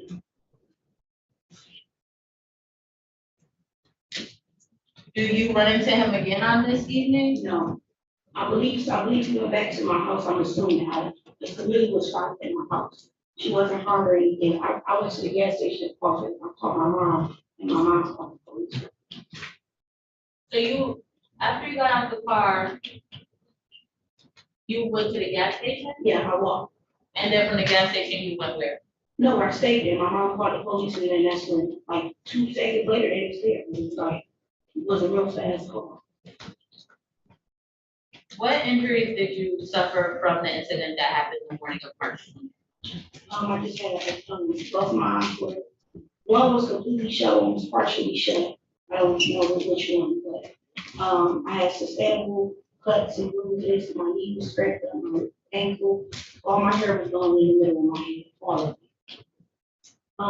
When police came to your home, did they see your injuries? Yeah. Did they take pictures of your injuries? I don't know what they did, the CPS worker did, they didn't take it. My CPS worker, when she came to my house, like, following behind them, she took it. But the investigation did not take it. Why did the CPS worker come to your home? Because my child was there, in the midst of us getting to it. She was sick in the room. So I guess she was in the midst of being involved or in a situation where he was, being a parent. This is my first time going to this house. No more questions for this witness, Your Honor. Cross examine.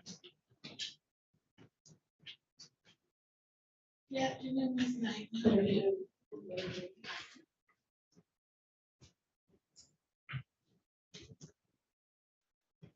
Now, did you talk to the police back in March about this case? Yes. And did you tell them the same thing that you just said now? Is that yes or no? Yes.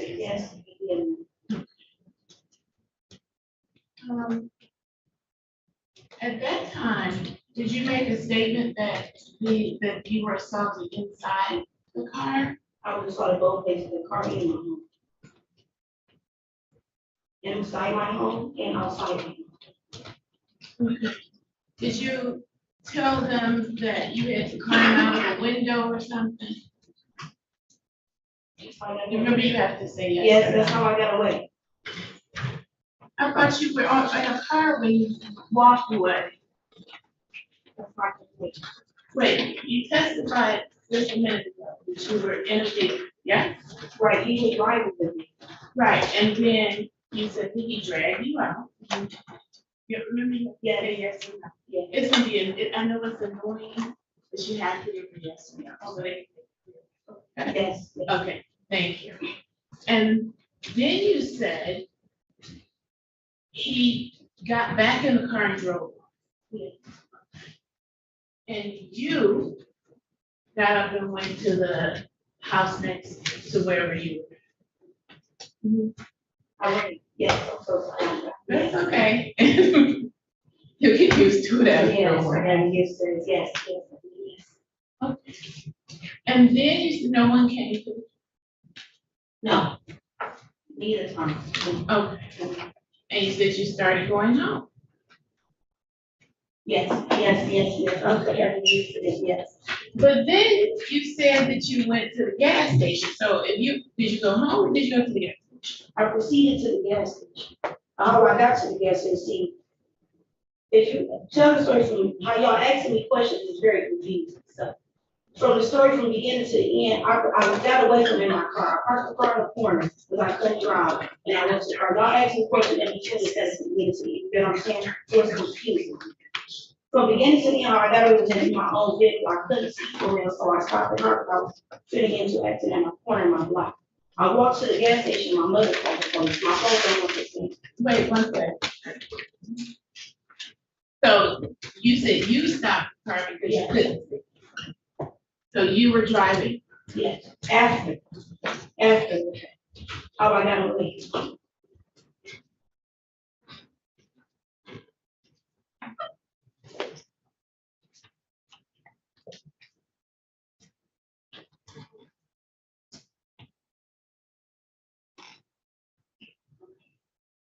You drive off. You go to the gas station.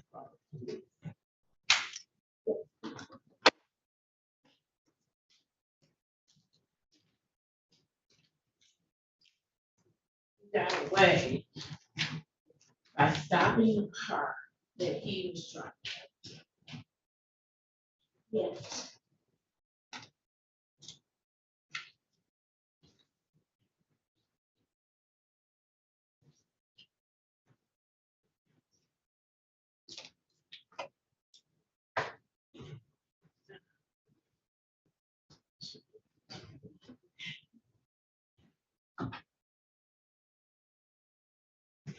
Right, but you indicated to the police that all of this happened in the car, right? Yes, I would say. And you wrote when you talked to the police, you wrote your own statement. I didn't write anything on paper, I verbally said everything. I didn't put my hand on nothing, just sign my signature. I didn't make no statement on paper. Okay. Thank you for clarifying.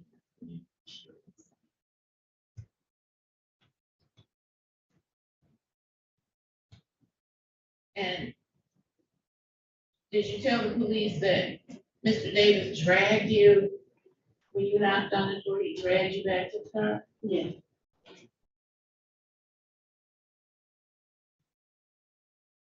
But you said you walked to the gas station. Yes.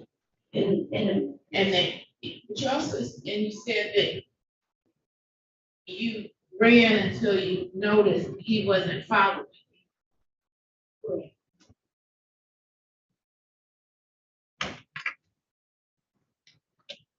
And your daughter was in the car this whole time, right? Not the whole time, just the process from the driving from the house to the corner. When we was in the house, right, she was in the room now. Okay. That's what I'm saying, she wasn't in the car for a time. We had the altercation car, she was in the car, but we had the altercation house, my daughter was in the house. So when you had the altercation in the house, she was not in the house, in the car, while you're on Cornwall. She's in the car the whole time, right? No, we was all in the house. No, I'm saying when you're in the car, at the point where you're in the vehicle. Yeah. All three of you were in the vehicle, you, Mr. Davis, and Camelia, I know her name is really close to mine, but is it Camelia? Camelia. Okay, all right. And she's in the car the whole time you all are on, right? Yes. Yes.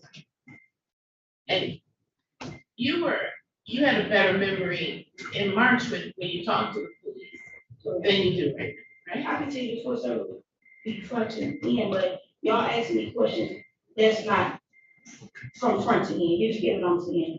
Y'all asking me questions like, so this happened this and then this happened and y'all not asking me from beginning to end, so it's everything. I know I'm crazy, I might got my head knocked in the wrong. No. And so when you told the police that you picked your daughter up when she was in the car.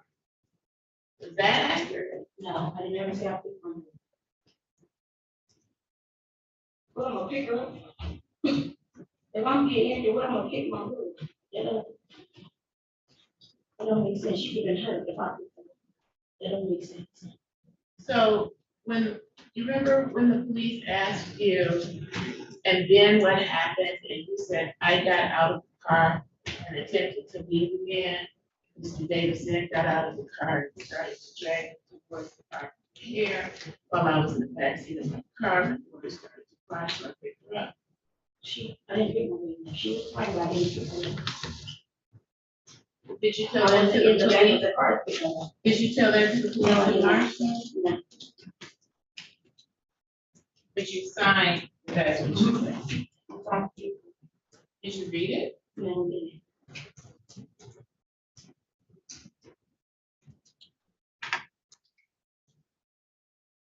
And I gave me a copy of my accident report, nothing. I'm just getting it off of her.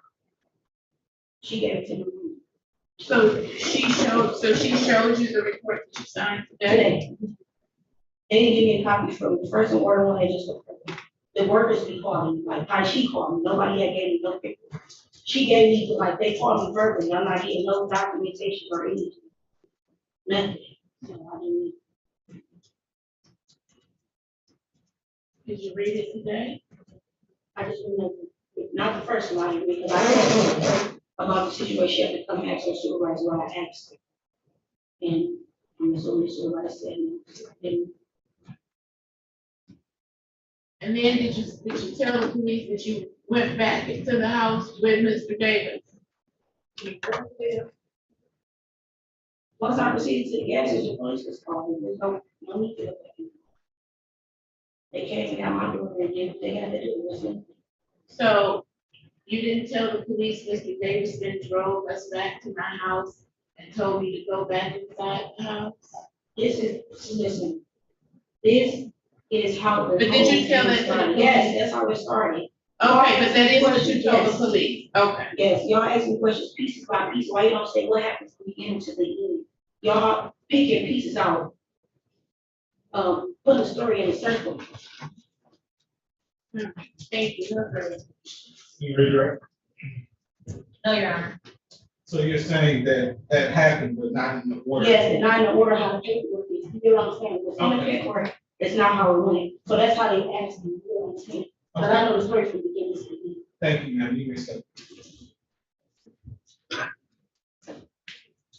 Any other witnesses for the people? No, Your Honor. Any witnesses for the defendant? None, Your Honor. People? The people that moved to bind over, I charge no reserve any argument. Ms. Davis? Your Honor, I believe that's a question. I agree, it's a question, but court after hearing the testimony, Ms. Knight is satisfied the people have met their burden of probable cause. Stand up, sir. As it relates to the charges contained in the complaint warrant, the court finds those charges were committed in the city of Detroit. The court finds probable cause to believe this offense committed. Defendant will be bound over to Wayne County Third Circuit Court Criminal Division for proceedings. His arraignment on the information date and time will be October 30th, 2023 at 9:00 p.m. Final be continued. Thank you. Sure.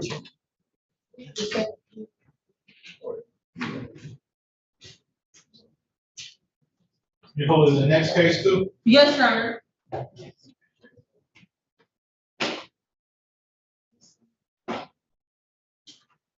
This is not a trial, Mr. Davis.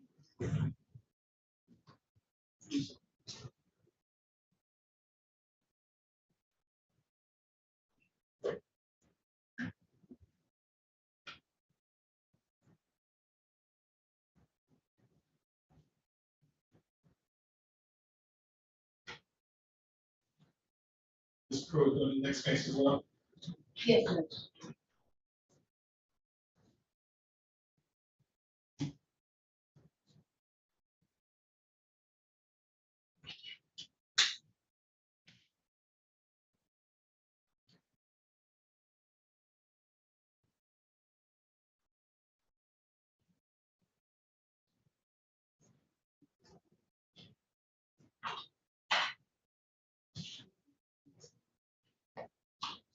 Sorry, Judge, I'm ready to put my appearance on record. Okay, calling case 2359315. I'm sorry, that was the last case. Calling case 2359314. People of the state of Michigan versus Monica Rayvon Davis, defendant is charged with count 1 assault, intentional rape by with harmless murder by strangulation. Count 2 assault with a dangerous weapon. Count 3 assault with a dangerous weapon. Count 4 felony firearm. Count 5 weapons, firearms, and possession by a felon. Count 6 domestic violence. Defendant has a habitual offender second offense notice. Good morning, Your Honor. May I please this court, Gabrielle Croy, requested permission to practice under Court Rule 8.120 under the supervision of APA Kelly Green. Commission grant. Thank you, Your Honor. Good afternoon, Your Honor. Kalilia, Kahlia, Davis, P 70729, for Mr. Onika Davis, who is present standing tonight. Ready to proceed? Yes, Your Honor. First witness. The people called Katan Knight and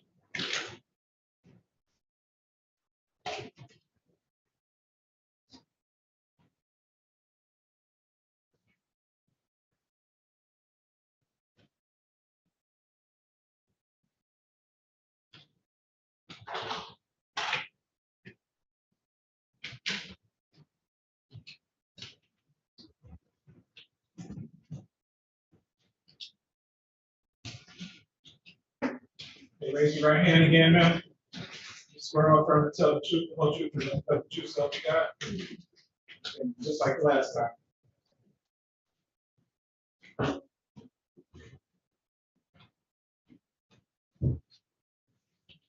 Begin when you're ready. Ms. Knight, I'm gonna have to ask you some questions similar to what you answered before, okay? Can you state your name for the record? And Ms. Knight, what's your relationship to Onika Davis? It's my child's father. How long were you in a relationship? 3.5 years. Can you please point to him and tell the court I am spoken to learn? Green, green shirt. Let the record reflect the identification of the defendant. So noted. Do you remember October 7th, 2023? Yes. What were you doing on that day?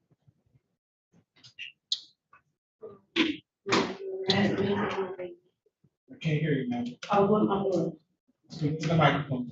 I was with my daughter. I had a visit with my baby. After your visit, what did you do? She did go to the store. And I saw my child's father. It just went from there. What happened when you see Mr. Davis? He was great. He wasn't really mad at first, but he pretended to get mad. He followed me back home. This time it wasn't as bad as the first time. He just, did his little couple slap, little chokes, and that was it. It wasn't like this. It was simple, fast. Simple. I just have to ask you a few more questions, okay? You said that he followed you home. How did you know that? Because I know. Because I know who he is. Did you see him? Yeah. Okay. And you testified that he slapped you? Yeah. Do you know how many times? Yeah. Where were you when he slapped you? In my home. Okay. And you testified that he choked you on that day? Yeah. Can you tell the court where you were and where your bodies were in relation? Yeah. I was laying across the bed, put me on, compressed me on the bed, and just choked me. So I was on my mattress. How many hands did he do? One. Was your breathing restricted? Not the first time. It was like several times. There were several Several times. times. He did it the first time, then we got into it, and he did it the second time. That time he both his hands, and that was it. I got away by running out the back door. No more questions for this witness. Cross-examine. Ms. Knight, did you say Mr. Davis followed you home? Yes. Were you two still living together? No.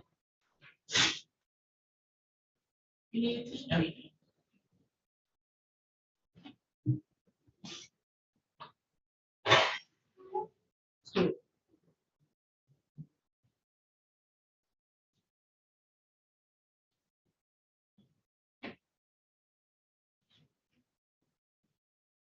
Let me know when you're ready, okay? I'm ready. I'm tired of scrolling my leg. Okay. All right. Did Mr. Davis still have a key to your home? No, he never had a key.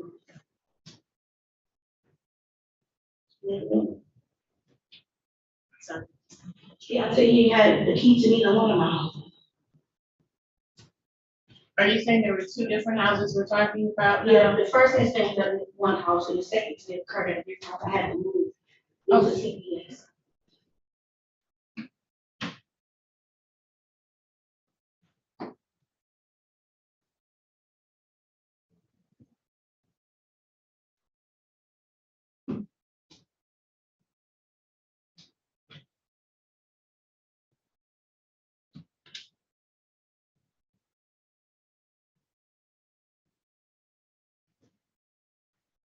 So he just, according to you, he just came, followed you down the street, came in the house and slept. No, I seen him at the gas station, young man named Nick approached me. From there, I don't have a car, so he was walking. I don't have a car. He followed me, that's why I walked. He was walking. I turned up one block that wasn't mine, to fake it off, and I turned up the block that was mine to get to my house. Because he wanted to go to my house, I went to my house, and that's when the altercation started there. I guess I was communicating to my son I was gay or something, I don't know. It was hearsay. It's all the hearsay.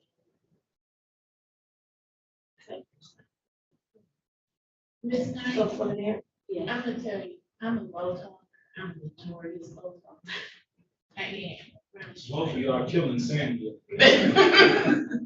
But you Oh, are. she said it was. Hmm. I'm sorry. But you tell me to speak into the microphone. Oh. So you have to kind of look up when you talk, because when you look down, you're talking to the ground. Okay. Okay? Just try to remember, okay? So that way we can all hear you, and you don't have to ask the same question. Okay. 2 or 3 times. Okay? Yeah. Okay. All right, so you all were walking down the street and you were fine while you were walking down the street, yes? Yes. And you were getting, okay, you were getting along to the point where you allowed him into your house. No, we had words. When we was walking, we had words. Okay. And yes, it wasn't like no straight time, no, we getting close, no. We wasn't supposed to be around each other. When I did see him, it was like a reaction of the confusion, you know what I'm saying?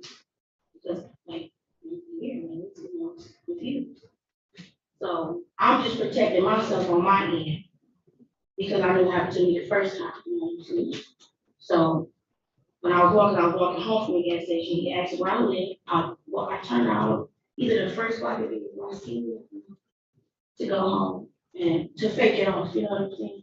And that's what I was doing. And he was like, that's not the way you went home, so he slapped me. So I just proceeded to my real house, you know what I'm saying? I already know how he can get, so I just went into my house and I got the video. When I got in, when I got to my house, I opened the doors, my doors was locked, proceeded into the home, and that's when the abuse started. He didn't do too much to me, just, when I got in, he was like, I ain't heard from you in so long, whatever, you know, basically nobody, if he can't, even nobody else can. And so many words, wanted to slap me up, and he choked me. In the midst of all that, my daughter was in care. And she's already in foster care from the first situation. It was allowed me to do, you know, my visitation, and she was there. And unfortunately, in the midst of me leaving, proceeding out the door after we got into it, he took my book. And that's how I had, it's like the first time we did leave where the police came, I called the police came, and that's how I got moved. She wasn't armed or anything, that's how.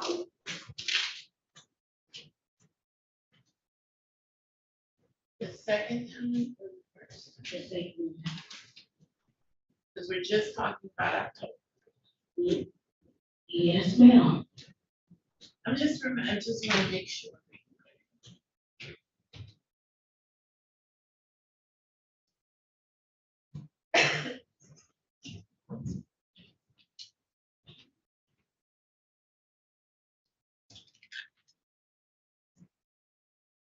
And both of you have shared custody of the children, correct?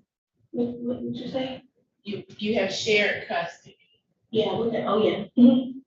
They both were part of it. No. Yes. Do you understand what I mean? No, I don't understand what you mean. Okay, if you don't understand, then just tell me. No, I don't understand. Okay, so you don't have a court order saying only you have custody? No, I don't have a court that says on me. So yes, we do share. Okay. No further questions. Can you redirect? Ms. Knight, you testified that when you left the liquor store, you see Mr. Davis. Yes, ma'am. Yes. Were you expecting to see him? Did you want to see him? No. Not saying I have no bad flaws with him, but the first time was enough. So you also testified that when you were walking, you tried to fake it? Yeah, fake it off the block that wasn't mine. You know what I'm saying? I understand. Why were you faking it? Because I didn't want him to come to my room. My understanding of your testimony is that you and Mr. Davis were walking together. Yeah. Why did you walk with him if you didn't want him to come? Because he had me in a restraint law. He had you in a restraint. Yeah, with his hand, you know, wrong like this. Was he doing anything else? No, that's the only thing he was doing. Okay, why did you call police on our couple? Because when we did rotation in the house, he choked me. And then on top of that, when he did when I called the police, my baby was with me. So that's just how, I don't even know, that's the protocol of it. That's just how it is. No questions. None, Your Honor. Thank you, ma'am. You may step. Any other witnesses for the people? No, Your Honor. Any witnesses for the people? None, Your Honor. People? The people were moved to bind over on counts 1 and 6 and withdraw counts 2 through counts 2 through 5. We believe we have met our burden as far as the GBH goes, and we reserve any further argument. So you're just moving to bind over on counts 1 and 6? Yes, Your Honor. Questions? I agree. What after hearing the testimony of Ms. Knight was satisfied to make their burden of probable cause as it relates to count 1, assault with intent to do great bodily harm, less than murder or by strangulation, as well as count 6, domestic violence. The court will dismiss counts 2 and 3, assault with a dangerous weapon, as well as count 4, felony firearms, and count 5, weapons, firearms, possession by a felon. On the counts the court has bound over on remaining on the information date, time will be October 30th, 2023 at 9:00 a.m. Following the continued. Your Honor, may we address mine? Okay. Your Honor, we would just ask that Mr. Davis be given a terror bond, with a no contact provision, or at least a no violent contact provision with regards to Ms. Knight. People? Your Honor, I will argue that bond shouldn't be changed. After the complainant showed up for the March 20th case and it was dismissed, the defendant was released and the October 7th incident happened. We can't trust him to not have contact with Ms. Knight. You know, the very sad part of hearing both of these cases, and perhaps you should listen to your counsel the next time you're going to make a bond argument. I had to sit here and listen to how you've been abusing this young lady to the point to where it's almost normal to her. But she's talking about, well, he didn't beat me that bad this time, or it wasn't that bad this time around. It shouldn't be a matter or a scenario where you're putting your hands on her, period. Regardless of the severity of it. The court recognizes that the purpose of bond is not for punishment. However, the purpose of bond is to make sure that you don't present a flight risk. I haven't heard anything that suggests that you may be a flight risk, but also that you don't pose a danger to the community or the complaining witness here. And I'm not so sure that you do not. This sounds like an ongoing scenario with you, in that for whatever reason you think this young lady is a punching bag. For her protection, the court is going to continue to find. Early DSC. I'll refer. Thank you very much. Thank you, Judge. Thank you.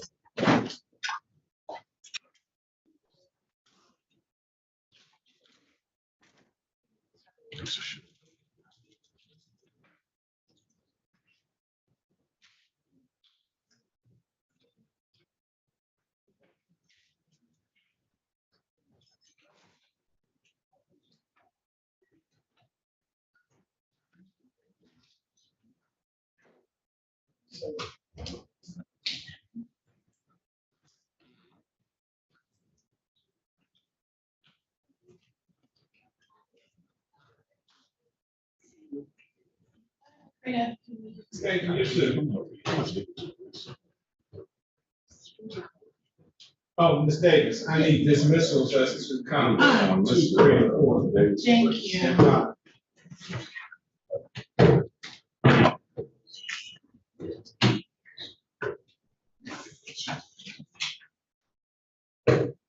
Well, that concludes the docket for today, folks. Hope to see you tomorrow, same bat station, same bat time. Have a good day.